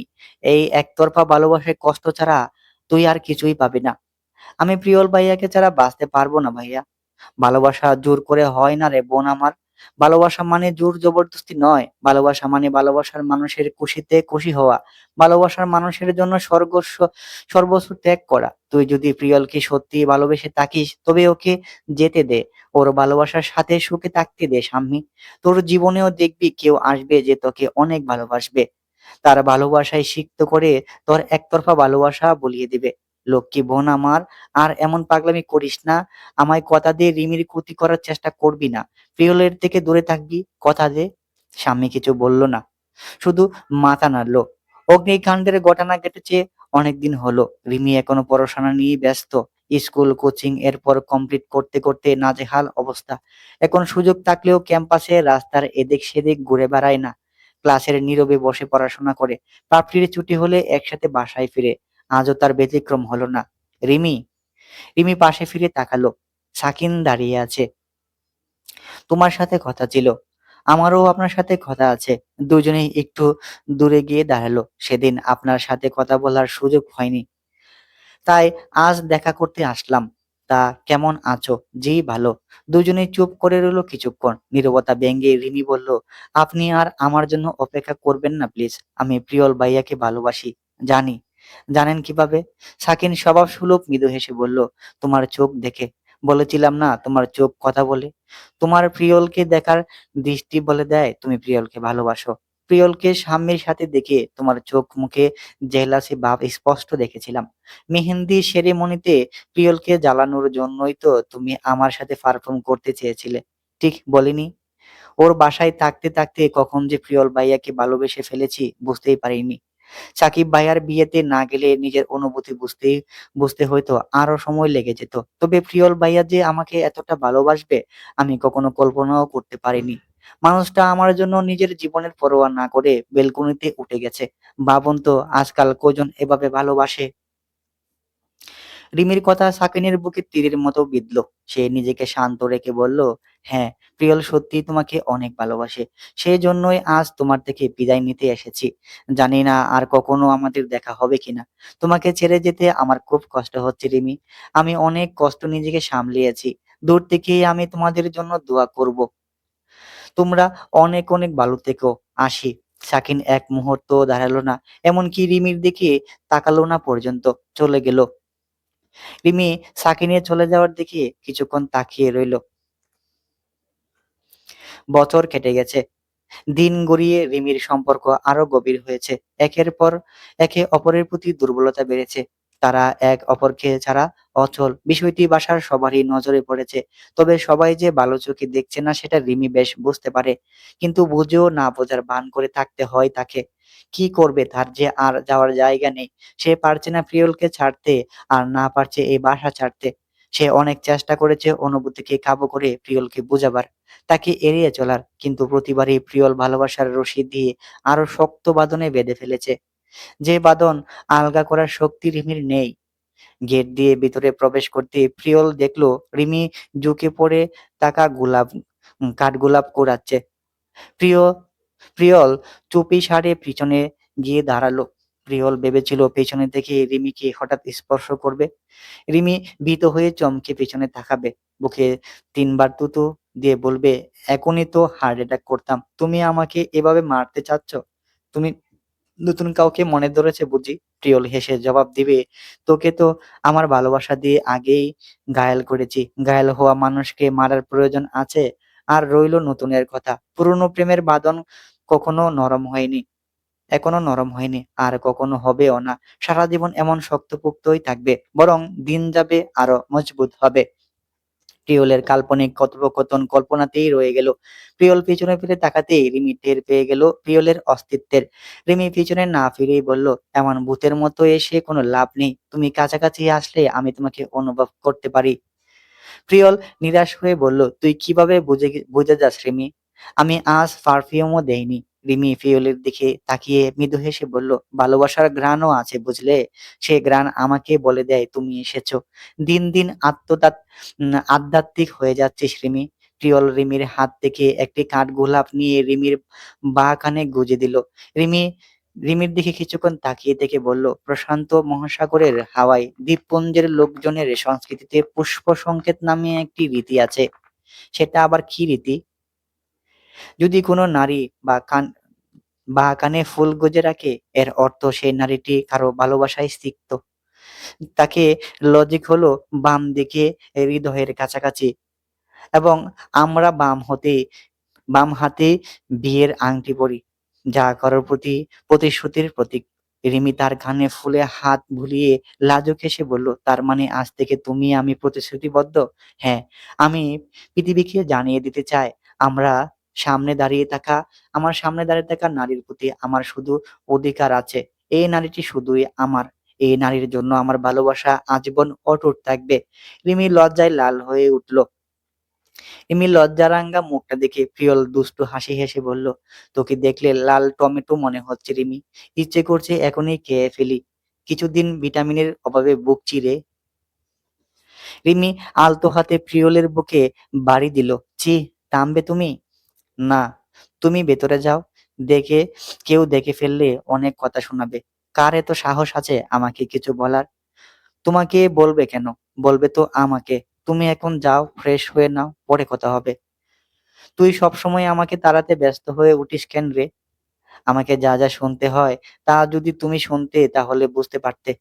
কে কি বলে শুনি? তোমার শুনতে হবে না, তুমি যাও।" রিমি রিমি প্রিয়লকে টেনে ভিতরে পাঠিয়ে দিল। নিজের কক্ষের জানালা দিয়ে সর্বটাই পর্যবেক্ষণ করলো পারভিন সুলতানা। রাগে ক্রোধে ফুঁসছেন তিনি। রিমি আসার পর থেকে প্রিয়লের মায়ের অবাধ্য ছেলেতে পরিণত হয়েছে। প্রতিনিয়ত পারভিন সুলতানার কথা অমান্য করে চলেছে। তাই রিমিকে তিনি একদমই সহ্য করতে পারেন না। সবসময় অপমান করতেই থাকেন। কিন্তু রিমিকে কিছু বলতে গেলেও এখন প্রিয়ল ঢাল হয়ে সামনে দাঁড়াচ্ছে। একমাত্র আদরের ছেলে দিনকে দিন এভাবেই হাতছাড়া হয়ে যাচ্ছে, সেটা মেনে নিতে পারছেন না পারভিন সুলতানা। তিনি মনে মনে শপথ করলেন রিমিকে সে এই বাসা থেকে বিদায় করেই ছাড়বেন, যে করেই হোক। প্রিয়ল সিঁড়ির কাছাকাছি যেতেই দেখতে পেল অনয় তনয় মুখটা বাংলা পেঁচার মতো করে নিচে নামছে। প্রিয়ল ওদের আটকে দিল। সিঁড়িতে হেলান দিয়ে বলল, "আমাকে দেখলেই মুখটা অমন বিদঘুটে করে রাখিস কেন? আমি কি তোদের কোনো পাকা ধানে মই দিয়েছি?" অনয় বড়দের মতো চেহারায় গাম্ভীর্য ভাব এনে বলল, "তুমি রিমি আপুর সাথে প্রেম করো?" প্রিয়ল ভ্রু কুঁচকে বলল, "আমি প্রেম করি তোদের কে বলল? আমরা শুনেছি। করো কিনা সেটা বলো।" "হ্যাঁ, করি।" তনয় বলল, "তুমি জানো রিমি আপুকে বিয়ে করার জন্য আমরা দুই ভাই দিন-রাত এক করে পড়াশোনা করছি। আমাদের দুই ভাইয়ের মধ্যে হাড্ডাহাড্ডি লড়াই চলছে। এর মধ্যে তুমি বিনা পরিশ্রমে রিমি আপুকে পটিয়ে নিলে? রাগ হবে না? না হয় বলো। বিনা পরিশ্রমে পটিয়েছি সেটা কে বলল? তা তা নয়তো কি? তোমাকে তো আমাদের মতো এত পড়তে দেখি না।" "ওরে তোরা বুঝবি না কত পরিশ্রম লেগে গেছে আমার।" "কিভাবে?" অনয় তনয় কৌতূহলী দৃষ্টিতে তাকিয়ে রইল। "তোদের এত কিছু জানতে হবে না। চুটু চুটুর মতো থাক। আর হ্যাঁ, তোরা আমার লাবারের আশেপাশে যাবি না, বুঝেছিস? জ্বলছে? আমাদেরকেও জ্বলছে?" অনয় নিরাশ কণ্ঠে বলল, "তোমার আগে রিমি আপু আমাদের লাভার ছিল। এতদিন কত বড় বড় স্বপ্ন দেখলো আমরা, স্বপ্ন দেখালো। আমরা বড় হলে আমাদের মধ্যে একজনকে বিয়ে করবে বলল, এখন আমরাই থার্ড পারসন। আপু আমাদের সাথে এভাবেই চিট করলো, ভাবতে পারছি না আমি। তনয় চল ভাই, এখানে থাকলে বুকের জ্বালা আরো বাড়বে। অনয় তনয় একে অপরের কাঁধে হাত রেখে চলল, আফসোস করতে করতে চলে গেল। প্রিয়ল অবাক দৃষ্টিতে অনয় তনয়ের দিকে তাকিয়ে রইল। আমি তো ভেবেছিলাম শুধু বাইরে আমার কম্পিটিটর আছে, এখন তো দেখছি নিজের বাসায় দুটো ঘুরে বেড়াচ্ছে। না প্রিয়ল, তোর নজরদারি আরো বাড়াতে হবে। প্রিয়ল দোতলায় উঠতে পথ আটকে দাঁড়ালো পারভিন সুলতানা। কিছু বলবে মা? হ্যাঁ, আয় আমার সাথে। পারভিন সুলতানা প্রিয়লকে নিজের রুমে নিয়ে গেছেন। কি হয়েছে মা, এখানে নিয়ে আসলে কেন? ওই মেয়েকে নিয়ে তোর আধিক্যতা আমার ভালো লাগছে না প্রিয়ল। তুই রিমির আশেপাশে আর যাবি না। সম্ভব না মা, আমি রিমিকে ভালোবাসি। ওর থেকে দূরে থাকা আমার পক্ষে সম্ভব নয়। সম্ভব করতে হবে। ওই মেয়েকে আমি কিছুতেই ছেলের বউ হিসেবে মানতে পারবো না। গিয়েও ছোট ঘরের মেয়ে কিনা আমার একমাত্র ছেলের বউ হবে? আমি মেনে নিতে পারবো না পান্না। লক্ষ্মী ছেলে আমার, রিমিকে তুই ভুলে যা। আমি তোর জন্য অনেক ভালো ঘরের অনেক সুন্দরী মেয়ে খুঁজে আনবো। দেখবি রিমির কথা তোর মনেই পড়বে না। আমি রিমি ছাড়া অন্য কাউকে নিজের বউ হিসেবে মানা নিতে পারবো না। যদি রিমিকে মেনে না নেও বেশ, আমি চিরকুমার থেকে যাব, তবুও রিমিকে বলতে পারবো না। ঠিক আছে, পরেরটা পরে ভাবা যাবে, তবে এই মুহূর্তে রিমি এই বাসায় থাকতে পারবে না। মা, রিমি একা কোথায় থাকবে? কিভাবে থাকবে? কেন, গার্লস হোস্টেল? রিমিকে হোস্টেলে পাঠিয়ে আমি নিশ্চিন্তে থাকতে পারবো না। হোস্টেলে খাবার দাওয়া কেমন সেটা তো জানোই, আর আজকাল রাস্তাঘাটে নানা অঘটন ঘটে। আমি রিমিকে নিয়ে কোনো রিস্ক নিতে পারবো না। রিমি এই বাসায়ই থাকবে। তুই কেন বুঝতে পারছিস না? তোরা দুজন একই ছাদের নিচে রয়েছিস, সবসময় একে অপরের পিছনে পড়ে আছিস। মানুষজন তোদের ব্যাপারে জানতে পারলে চি চি করবে প্রিয়ল। আমাদের পরিবারের মান সম্মান ধুলোয় মিশে যাবে। আমাদের কথা না হয় বাদই দিলাম, রিমির কথাই ভাব। সবাই তো রিমিকেই কথা শোনাবে, ওকে চরিত্রহীন ভাববে। মা, কি সব বলছো তুমি? আমি যথেষ্ট ভদ্র ভাষায়ই বলছি। মানুষজন এত ভালোভাবে বলবে না। রিমিকে কোথাও যেতে হবে না, আমিই চলে যাব। প্রিয়ল, তুই ওই মেয়ের জন্য নিজের বাসা ছেড়ে চলে যাবি? না মা, রিমির জন্য যাচ্ছি না, নিজের জন্য যাচ্ছি। আমি মাস্টার্সের জন্য কানাডায় অ্যাপ্লাই করেছিলাম, সেটা অ্যাকসেপ্টেড হয়েছে। ১-১.৫ মাসের মধ্যে ভিসা চলে আসবে। তুই আমাকে একটিবারের জন্য জানানোর প্রয়োজন মনে করিসনি? জানালে তুমি এপ্লাই করতে দিতাম যদি নিজের জন্য যেতে চাইতি।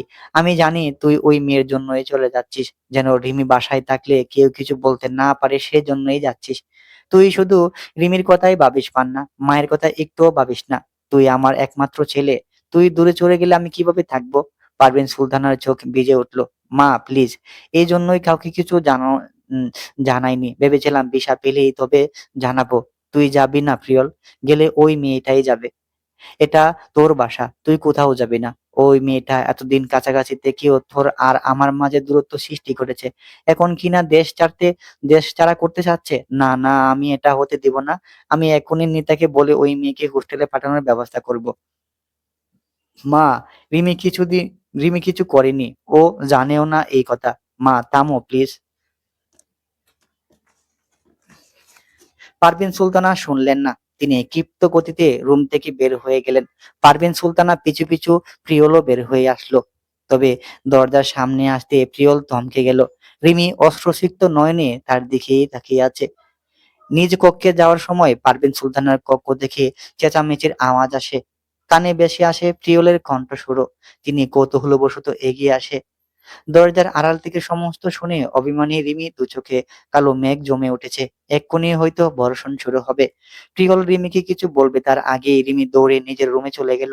পাপড়িকে রুম থেকে যেতে বলে দরজার ভেতর থেকে লাগিয়ে দিল। রিমি, দরজা খোল রিমি। প্রিয়ল দরজার আঘাত করে বারবার রিমিকে ডাকতে লাগলো, কিন্তু রিমি এতে হেলদোল নেই। সে বিছানায় উপর হয়ে বালিশে মুখ গুজে কাঁদছে। দরজা খোল রিমি, আমাকে এক্সপ্লেন করার সুযোগ দে তো। কিছু শোন। না শুনে অভিমান করা কি ঠিক রিমি? তুই ভুল বুঝে অভিমান করে থাকলে আমার কষ্ট হয়। তুই কেন বুঝিস না? আমার অভিমানের কোনো মূল্য আছে তোমার কাছে? অবশ্যই আছে। না নেই। থাকলে আমার থেকে লুকাতে চাইনি রিমি। আমি ভিসা পাওয়ার অপেক্ষায় আছি। ভিসা পেলেই সবাইকে জানাতাম। কিন্তু তার আগেই তুমি আমার জন্য চলে যাচ্ছ, তাই না? সেজন্য আমাকে কিছু জানাওনি। তুমি আমাকে এমন অপবাদ তুমি আমাকে এমন অপরাধ বোধে ফেলে দিলে। আমি তোমার কোনো কথা শুনতে চাই না। চলে যাও এখান থেকে। আমাকে একা ছেড়ে দাও।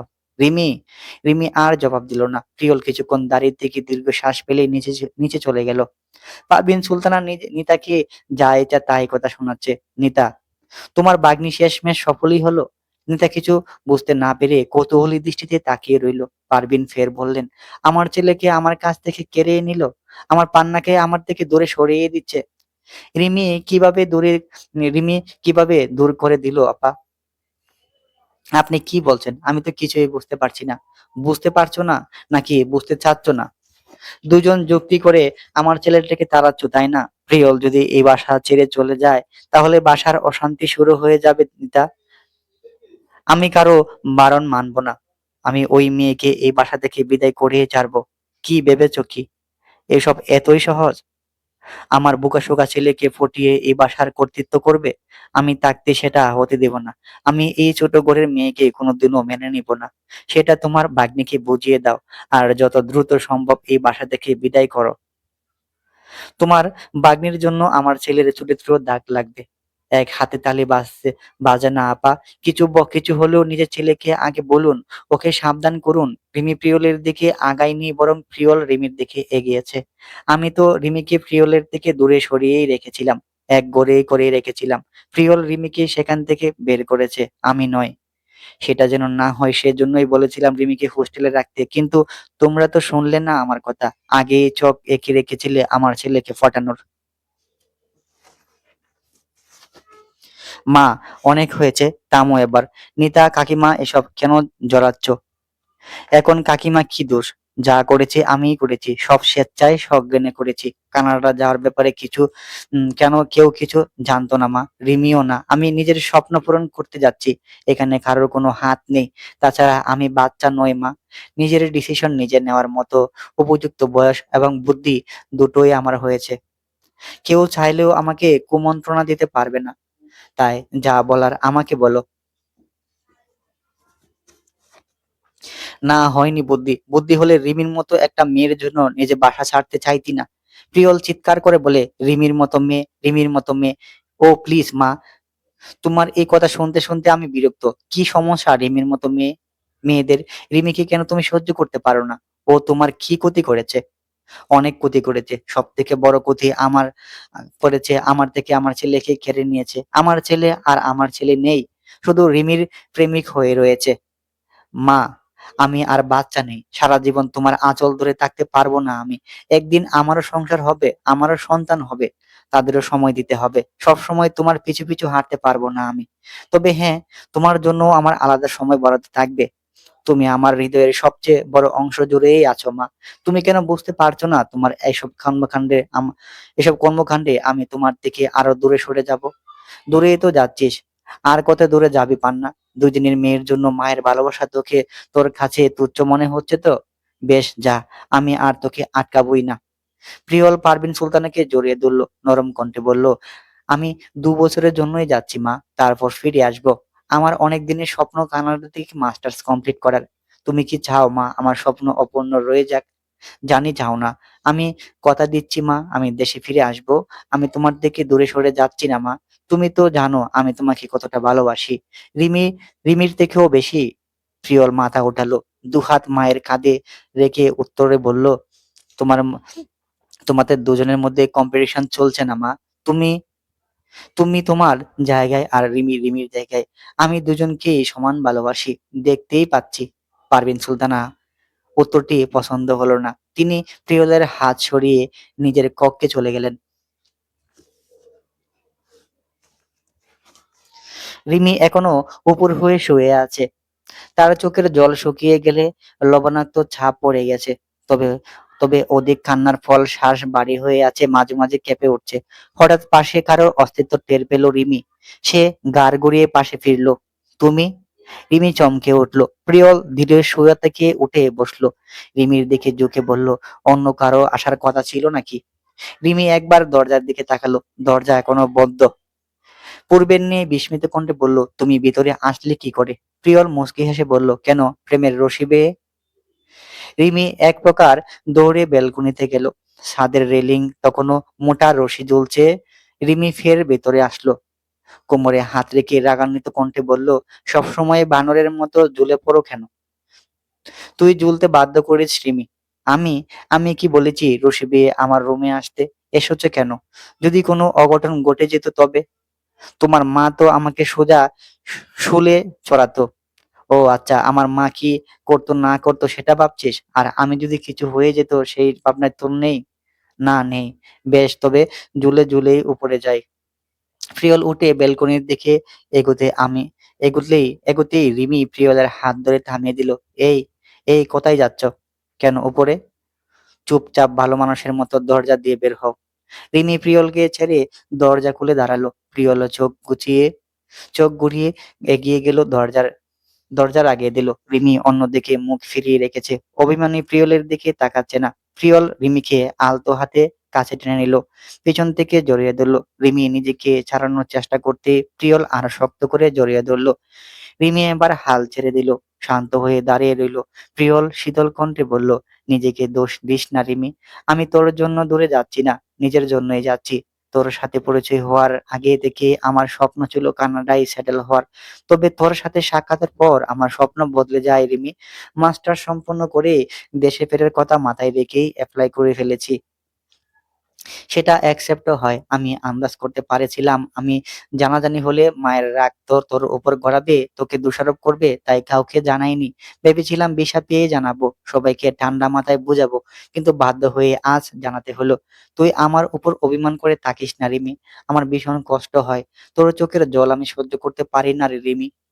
আর অভিমান করে থাকিস না প্লিজ। তুই না চাইলেও আমি যাব না, তবুও রাগ করে থাকিস না। রিমি চুপ করেই রইল।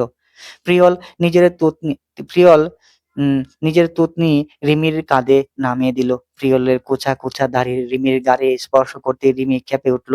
প্রিয়ল মৃদু হাসলো, বদ্ধ কক্ষে রিমির স্পন্দন প্রিয়লের কানে বাজছে। সে দুষ্টু হেসে বলল, বিপি হাই হচ্ছে রিমি, ডাক্তার ডাকবো? প্রিয়লের কথা শুনে রিমির লজ্জারাঙ্গা হয়ে উঠল, সাথে রাগান্বিতও। সে কনুই দিয়ে প্রিয়লের পেটে আঘাত করলো। আহ! প্রিয়ল রিমিকে ছেড়ে দিয়ে পেটে হাত দিল। রিমি ছাড়া পেয়ে বিছানায় শুয়ে দুহাত ভাঁজ করে গাল ফুলিয়ে বসলো। রিমি প্লিজ, এভাবে মুখ ঘুরে তাকিস না, আর ভালো লাগছে না। এদিকে মা রেগে আছে, অন্যদিকে তুই। আমি কাউকে বোঝাতে পারছি না। এখন থেকে অভ্যাস করছি, কিছুদিন পর তো দূরেই থাকবে। আমার সাথে কথা বলারও সময় সুযোগ পাবেন না। বিদেশি মেয়ে পেলে তো কথাই নেই। রিমি নামক একটি মেয়ের সাথে যে আপনার পরিচয় হয়েছিল সেটাই ভুলে যাবেন। প্রিয়ল রিমির কাছে গিয়ে ফ্লোরে বসলো। রিমি খুলে মাথা রেখে বলল, কোনোদিনও না।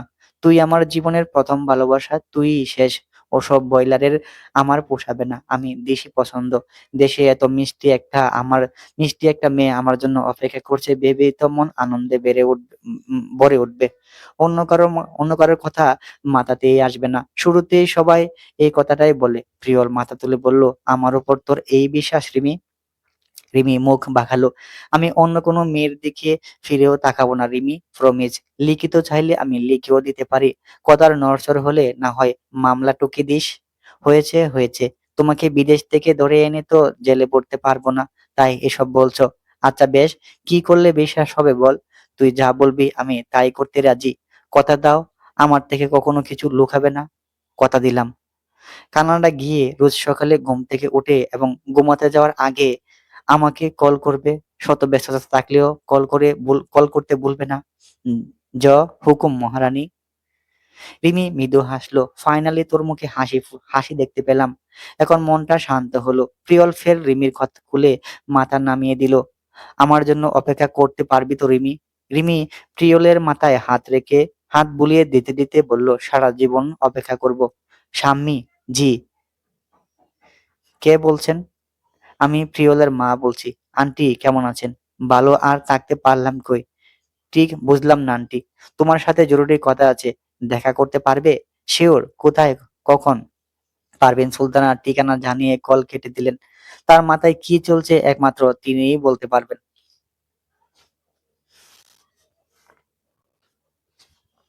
প্রিয়ল কানাডায় চলে গিয়েছে মাস কয়েক হলো। কথা অনুযায়ী প্রিয়ল রোজ সকাল সন্ধ্যায় রিমিকে কল করে। রিমিও প্রতিদিন প্রিয়লের কলের অপেক্ষায় থাকে। কোনোদিন একটু কল করতে একটু দেরি হলেই আঁতকে ওঠে, কোনো বিপদ ঘটলো না তো। এভাবে চলছে তার দিনকাল। এখন পারভীন সুলতানও আগের মতো রিমির দোষ ধরতে ব্যস্ত থাকে না, কেমন শান্ত হয়ে গিয়েছে, আগের মতো চেঁচামেচিও করে না। নিতা, তুমি এখনো রেডি হওনি কেন? ভুলে গেছো আজ আমার ভাইয়ের বাসায় সবার দাওয়াত? আপা, আমি যাব না, বাসায় রিমি একা রেখে কি করে যায়? একা কোথায়, শাকিলা তো রয়েছেই। তুমি তাড়াতাড়ি রেডি হয়ে নাও, সবাই যাচ্ছে, তুমি না গেলে আমার বাবার বাড়ির সবাই ভাববে তোমার সাথে আমার ঝামেলা চলছে, তাই ঠিক মতো সংসার সামলাতে পারছি না। তাই কথা না বাড়িয়ে তৈরি হয়ে নাও, আমরা অপেক্ষা করছি। রিমিকে যদি সাথে নিতা, আমি এক কথা বারবার বলা পছন্দ করি না। রিমিকে আমার সাথে নিতে পারবো না, ওকে নিয়ে নিয়ে গিয়ে লজ্জাতে হতে চায় না। সবাইকে কি বলবো? নিতা বোনের মেয়ে, আমাদের বাসায় আশ্রিতা, মা নেই তাই আমাদের বাসায় থাকে। বাবা আবার আমরাই ছেলেকে বুলিয়ে বালিয়ে বিয়ে করে কর্তৃত্ব ফলানোর চেষ্টা চালাচ্ছে। নিতা চোখ ভিজিয়ে উঠল। তিনি সেটা লুকিয়ে নিজের রুমে চলে গেলেন। পশ্চিম সূর্য পশ্চিম আকাশে হেলে পড়েছে। বাসা সম্পূর্ণ ফাঁকা। শাকিলা নাক ডেকে ঘুমোচ্ছে। অনেকদিন পর সে দুপুরে ঘুমানোর সুযোগ পেয়েছে। এই সুযোগ হাতছাড়া করে চললে এখন বাসায় বোমা ফেললেও তার ঘুম ভাঙবে না। রিমি একা একা বাসার এপাশ ওপাশ ঘুরে বেড়াচ্ছে আর একটু পর পর ঘড়ি দেখছে, প্রিয়লের কল করার সময় হলো কিনা। সময় যেন আজ যাচ্ছেই না। রিমি কিছুক্ষণ মিনির সাথে খেলা করে রুমে চলে গেল। ছাদে প্রখর রোদের তাপে ঘেমে ঘেমে একাকার, তাই সে গোসলের উদ্দেশ্যে ওয়াশরুমে ঢুকলো। তবে কে জানতো ওয়াশরুম থেকে বের হতেই রিমির জীবনের গল্প বদলে যাবে। জীবনটা আর স্বাভাবিক নিয়মে চলবে না, ভয়ঙ্কর রূপ নিবে। কঠোর থেকে কঠোরতর পরিস্থিতির সম্মুখীন হতে হবে। আপনি আপনি আমার রুমে কি করছেন? এটা তো এটা তোমার রুম? আমি তো ভেবেছি প্রিয়ল। সাকিন আর কিছু বলার সুযোগ পেল না। এর মধ্যেই রুমে প্রবেশ করলো পাপড়ি। রিমিকে আর সাকিনকে একই রুমে দেখে পাপড়ি বাকরুদ্ধ হয়ে দরজার সামনে দাঁড়িয়ে রইল। এদিকে পাপড়িকে ডাকতে ডাকতে পারভীন সুলতানও রুমের সামনে এসে দাঁড়ালেন। পাপড়িকে মূর্তির নিয়ে দাঁড়িয়ে থাকতে দেখে ভিতরে দৃষ্টি ফেললেন। রিমি তৎক্ষণাৎ এগিয়ে এসে বিচলিত কণ্ঠে বলল, তোমরা যা ভাবছো এমন কিছুই ঘটেনি। সত্যি বলছি, আমি জানি না সাকিন ভাইয়া কখন এসেছেন। আমাদের মাঝে কিছুই হয়নি। ভাইয়া আপনি কিছু বলুন। হ্যাঁ, আমি প্রিয়লের রুম ভেবে এসেছি। প্রিয়ল কিছু জানে না, রিমি কিছু জানে না। পারভীন সুলতানা সাকিন এবং রিমিকে আপাদমস্তক পর্যবেক্ষণ করলেন। সাকিনের গামার্ত দেহ, রিমির সদ্যভেজা চুল দেখে বললেন, তোমাদের কথা আমাকে বিশ্বাস করতে হবে। তিনি চেঁচিয়ে সবাইকে ডাকতে লাগলেন, নিতা, রুকসানা, এদিকে এসো সবাই। নিতা, নিতা, দেখো তোমার ভাগ্নে কি ঘটিয়েছে। ছি ছি ছি, তোমার নাক কেটে দিয়েছে মেয়েটা। মানুষকে মুখ দেখাবে কি করে? কি হয়েছে আপা? দেখো এই চরিত্রহীন মেয়ে কি করেছে। কয়েক ঘন্টা একা থাকতেই পারেনি, লোক ডেকে এনে ছি ছি ছি মুখে আনতেও আমার ঘেন্না হচ্ছে। নিতা রিমির কাছে গিয়ে টাস করে ওর গালে চড় বসিয়ে দিল। রিমি কান্না করতে করতে বলল, বিশ্বাস করো খালামণি, আমি কিছু করিনি। আমি জানি না সাকিন ভাইয়া কখন এই রুমে এসেছে। আমি কিচ্ছু জানি না। তোমরা বিশ্বাস করো আমাকে। খালামণি, তুমি অন্তত আমাকে বিশ্বাস করো। তোমার মনে হয় আমি এই কাজ করতে পারি? কালামণি, বিশ্বাস না হলে সাকিন ভাইয়াকেই জিজ্ঞাসা করো, ও কি বলবে। সব তো তোর সব তো আমরা দেখতেই পাচ্ছি, আর কিছু দেখার কি বাকি আছে? সব প্রমাণ গোসলের সাথে ধুয়ে ফেলা যায়। নিতা সাকিনের দিকে তাকালো। সাকিন মাথা নিচু করে রেখেছে, যেন সম্মতি দিচ্ছে পারভীন সুলতানার অভিযোগের। আমি আর এক মুহূর্তের জন্য এই মেয়েকে আমার এই বাসায় দেখতে চাই না। এই বেহায়া চরিত্রহীন মেয়েকে এখনই বাসা থেকে বিদায় করো। ওকে দেখলে আমার বমি পাচ্ছে। আমি কিছু করিনি। আমি কোনো খারাপ কিছু করিনি। তোমরা কেন আমার কথা বিশ্বাস করছো না? সাকিন ভাইয়া, তুমি চুপ করে আছো কেন? সত্যিটা বলো সবাইকে। বলো আমাদের মধ্যে কোন ধরনের সম্পর্ক নেই। সাকিন চুপ করে রইল। সবটা মিথ্যে হলে সাকিন এখনো চুপ করে আছে কেন? কেন কিছু বলছে না? রিমি করুণ দৃষ্টিতে সাকিনের দিকে তাকালো। ভগ্ন কণ্ঠে বলল, ভাইয়া তুমি কেন এমন করছো? কেন কিছু বলছো না? কোথা থেকে স্বামী এসে বিস্মিত কণ্ঠে বলল, তুমি তাহলে রিমির সাথে ছিলে? আমি কত খুঁজেছি তোমাকে, খুঁজে না পেয়ে শাকিলার সাথে ছাদে গল্প করছিলাম। তাই না রে শাকিলা? হ্যাঁ। তুমি জোর করে সত্যিটা ডাকতে পারবি না রিমি। আমার ছেলেটা যেতে না যেতেই অন্য কাউকে পটিয়ে ফেলেছিস। ছেলে মানুষের সঙ্গ ছাড়া তোর চলে না, তাই না? ছি! ঘৃণায় গা গলিয়ে আসছে আমার। নিতা, তুমি এখনই এই রিমিকে বিদায় করো। ওর জন্য আমার পরিবারের বদনাম হোক সেটা আমি চাই না। তাছাড়া ওর সাথে দেখে এই বাসার ছেলে মেয়েদের উপর খারাপ প্রভাব পড়বে। আমি এসব মেনে নিতে পারবো না।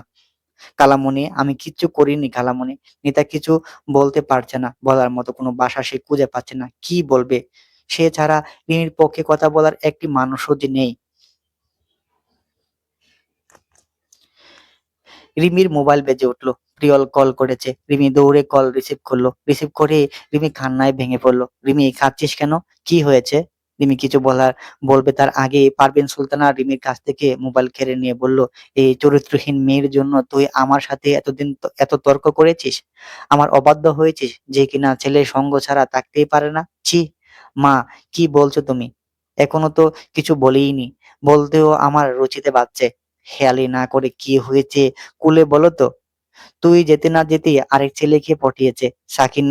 সাকিবের কাজিন শাকিনকে চিনিস না? ওকে বাসায় ডেকে এনে ওর সাথে নোংরামি করেছে। মা, কি সব বলছো তুমি? রিমি এমন কিছু করতেই পারে না। আমি বিশ্বাস করি না। দুজন এখনো এই রুমেই আছে। আমি তোকে ছবি পাঠাচ্ছি, দেখে নে। পারভিন সুলতানা রিমি আর সাকিনের ছবি তুলে প্রিয়লকে পাঠিয়ে দিল। তারপর প্রিয়লের কল কেটে কেটে বলল, দেখেছিস, যে মেয়ের জন্য মায়ের বিরুদ্ধে গিয়েছিলি, সেই মেয়েটা তোর জন্য 6 মাস অপেক্ষা করতে পারলো না। মায়েরা কখনো সন্তানের খারাপ চায় না। আমি আগেই বুঝে গিয়েছিলাম এই মেয়ের চরিত্রে ঠিক নেই। রিমি পারভিন সুলতানার কাছ থেকে মোবাইল কেড়ে নিল। কণ্ঠ কান্না জড়িত কণ্ঠে বলল, ভাইয়া, আমি কিছু করিনি, বিশ্বাস করো। তোর কোনো কথা শুনতে চাই না রিমি। তুই কিভাবে পারলি আমাকে ধোঁকা দিতে? তোদের সাথে কতদিনের সম্পর্ক? আমি দেশে থাকাকালীন ওর সাথে সম্পর্ক ছিল? তুই কি করে করলি এটা? তোর জন্য আমি পুরো দুনিয়ার সাথে লড়তে রাজি ছিলাম। তুই আমার জন্য 2 বছর অপেক্ষা করতে পারলি না? তোর হরমোন এতই উত্তেজিত ছিল, আমাকে বললেই পারতি। এসব কি বলছো তুমি? আমাকে এক্সপ্লেন করার সুযোগটা দাও। আমি তো সত্যিই কিছু আমি সত্যিই কিছু জানতাম না। আমার আর সাকিন ভাইয়ার মধ্যে কোনো সম্পর্কও নেই। আমি তোর কোনো ব্যাখ্যা শুনতে চাই না। আজ থেকে তুই আমার কাছে মৃত। আমি দেশে ফিরে তোর মুখও দেখতে চাই না রিমি। তুই আমার হৃদয় ভেঙে গুঁড়িয়ে দিয়েছিস তুই। বারবার তোদের ঘনিষ্ঠ মুহূর্ত আর সামনে ভেসে উঠছিল। আমি সহ্য করতে পারছি না। তুই কি করলি রিমি? এর থেকে বরং তুই আমাকে মেরেই ফেলতি। আমি কিছু করিনি। কেউ কেন বিশ্বাস করছে না? তুমিও যদি আমাকে দূরে ঠেলে দাও, আমি কোথায় যাব? কিভাবে বাঁচবো? প্লিজ আমাকে ভুল বুঝো না। আমি সত্যিই কিছু করিনি। কিছু জানি না। আমি কোনো পাপ কাজ করিনি। রিমির আকুতি মিনতি প্রিয়লের কান পর্যন্ত পৌঁছালো না। সে রেগে কল কেটে দিল। রিমি ফের প্রিয়লকে কল করলো। প্রিয়লের মোবাইল বন্ধ। বারবার চেষ্টা করে প্রিয়লকে কলে পেল না। রিমি কান্না করতে করতে ফ্লোরেই বসে পড়ল। নিতা, তোমার ভাগ্নিকে এখনই বিদায় করো। ওর নেকা কান্না আমরা কেউই ভিজবো না। সবাই চলে গেলে সেখান থেকে রয়ে গেল শুধু নিতা। রিমি নিতাকে জড়িয়ে ধরে বলল, আমি কিছু করিনি খালামণি, বিশ্বাস করো। আমি জানি না কখন সাকিন ভাই আমার রুমে এসেছে। ইভেন এই বাসায় কখন এসেছে সেটাও আমি জানি না। আমি মিনির সাথে খেলা করে ফ্রেশ হতে যাই। বের হয়েই দেখি শাকিন ভাইয়া বিছানায় বসে আছে। আমি আর কিছু জানি না। আমার কোনো দোষ নেই খালামণি। নিতার চোখ বেয়ে জল গড়িয়ে পড়ল। তিনি রিমির ফিটে হাত বুলিয়ে দিতে দিতে বলল, তোর একটাই দোষ রিমি, তুই প্রিয়লকে ভালোবেসেছিস আর প্রিয়াল তোকে। আমাকে ক্ষমা করিস রিমি। আমি তোকে প্রটেক্ট করতে পারিনি। কুৎসিত মানসিকতার মানুষদের থেকে তোকে রক্ষা করতে পারিনি। চলবে। প্রেমের রসিবে গল্পের চতুর্থ অংশ। রাইটার রাত্রি। গল্প কেমন হয়েছে অবশ্যই জানাবেন। দেখা হবে এই গল্পের পঞ্চম পর্বে। সেই পর্যন্ত ভালো থাকুন, সুস্থ থাকুন। চ্যানেলটি সাবস্ক্রাইব করে বেল আইকনে ক্লিক করে রাখুন সবার আগে গল্প পেতে।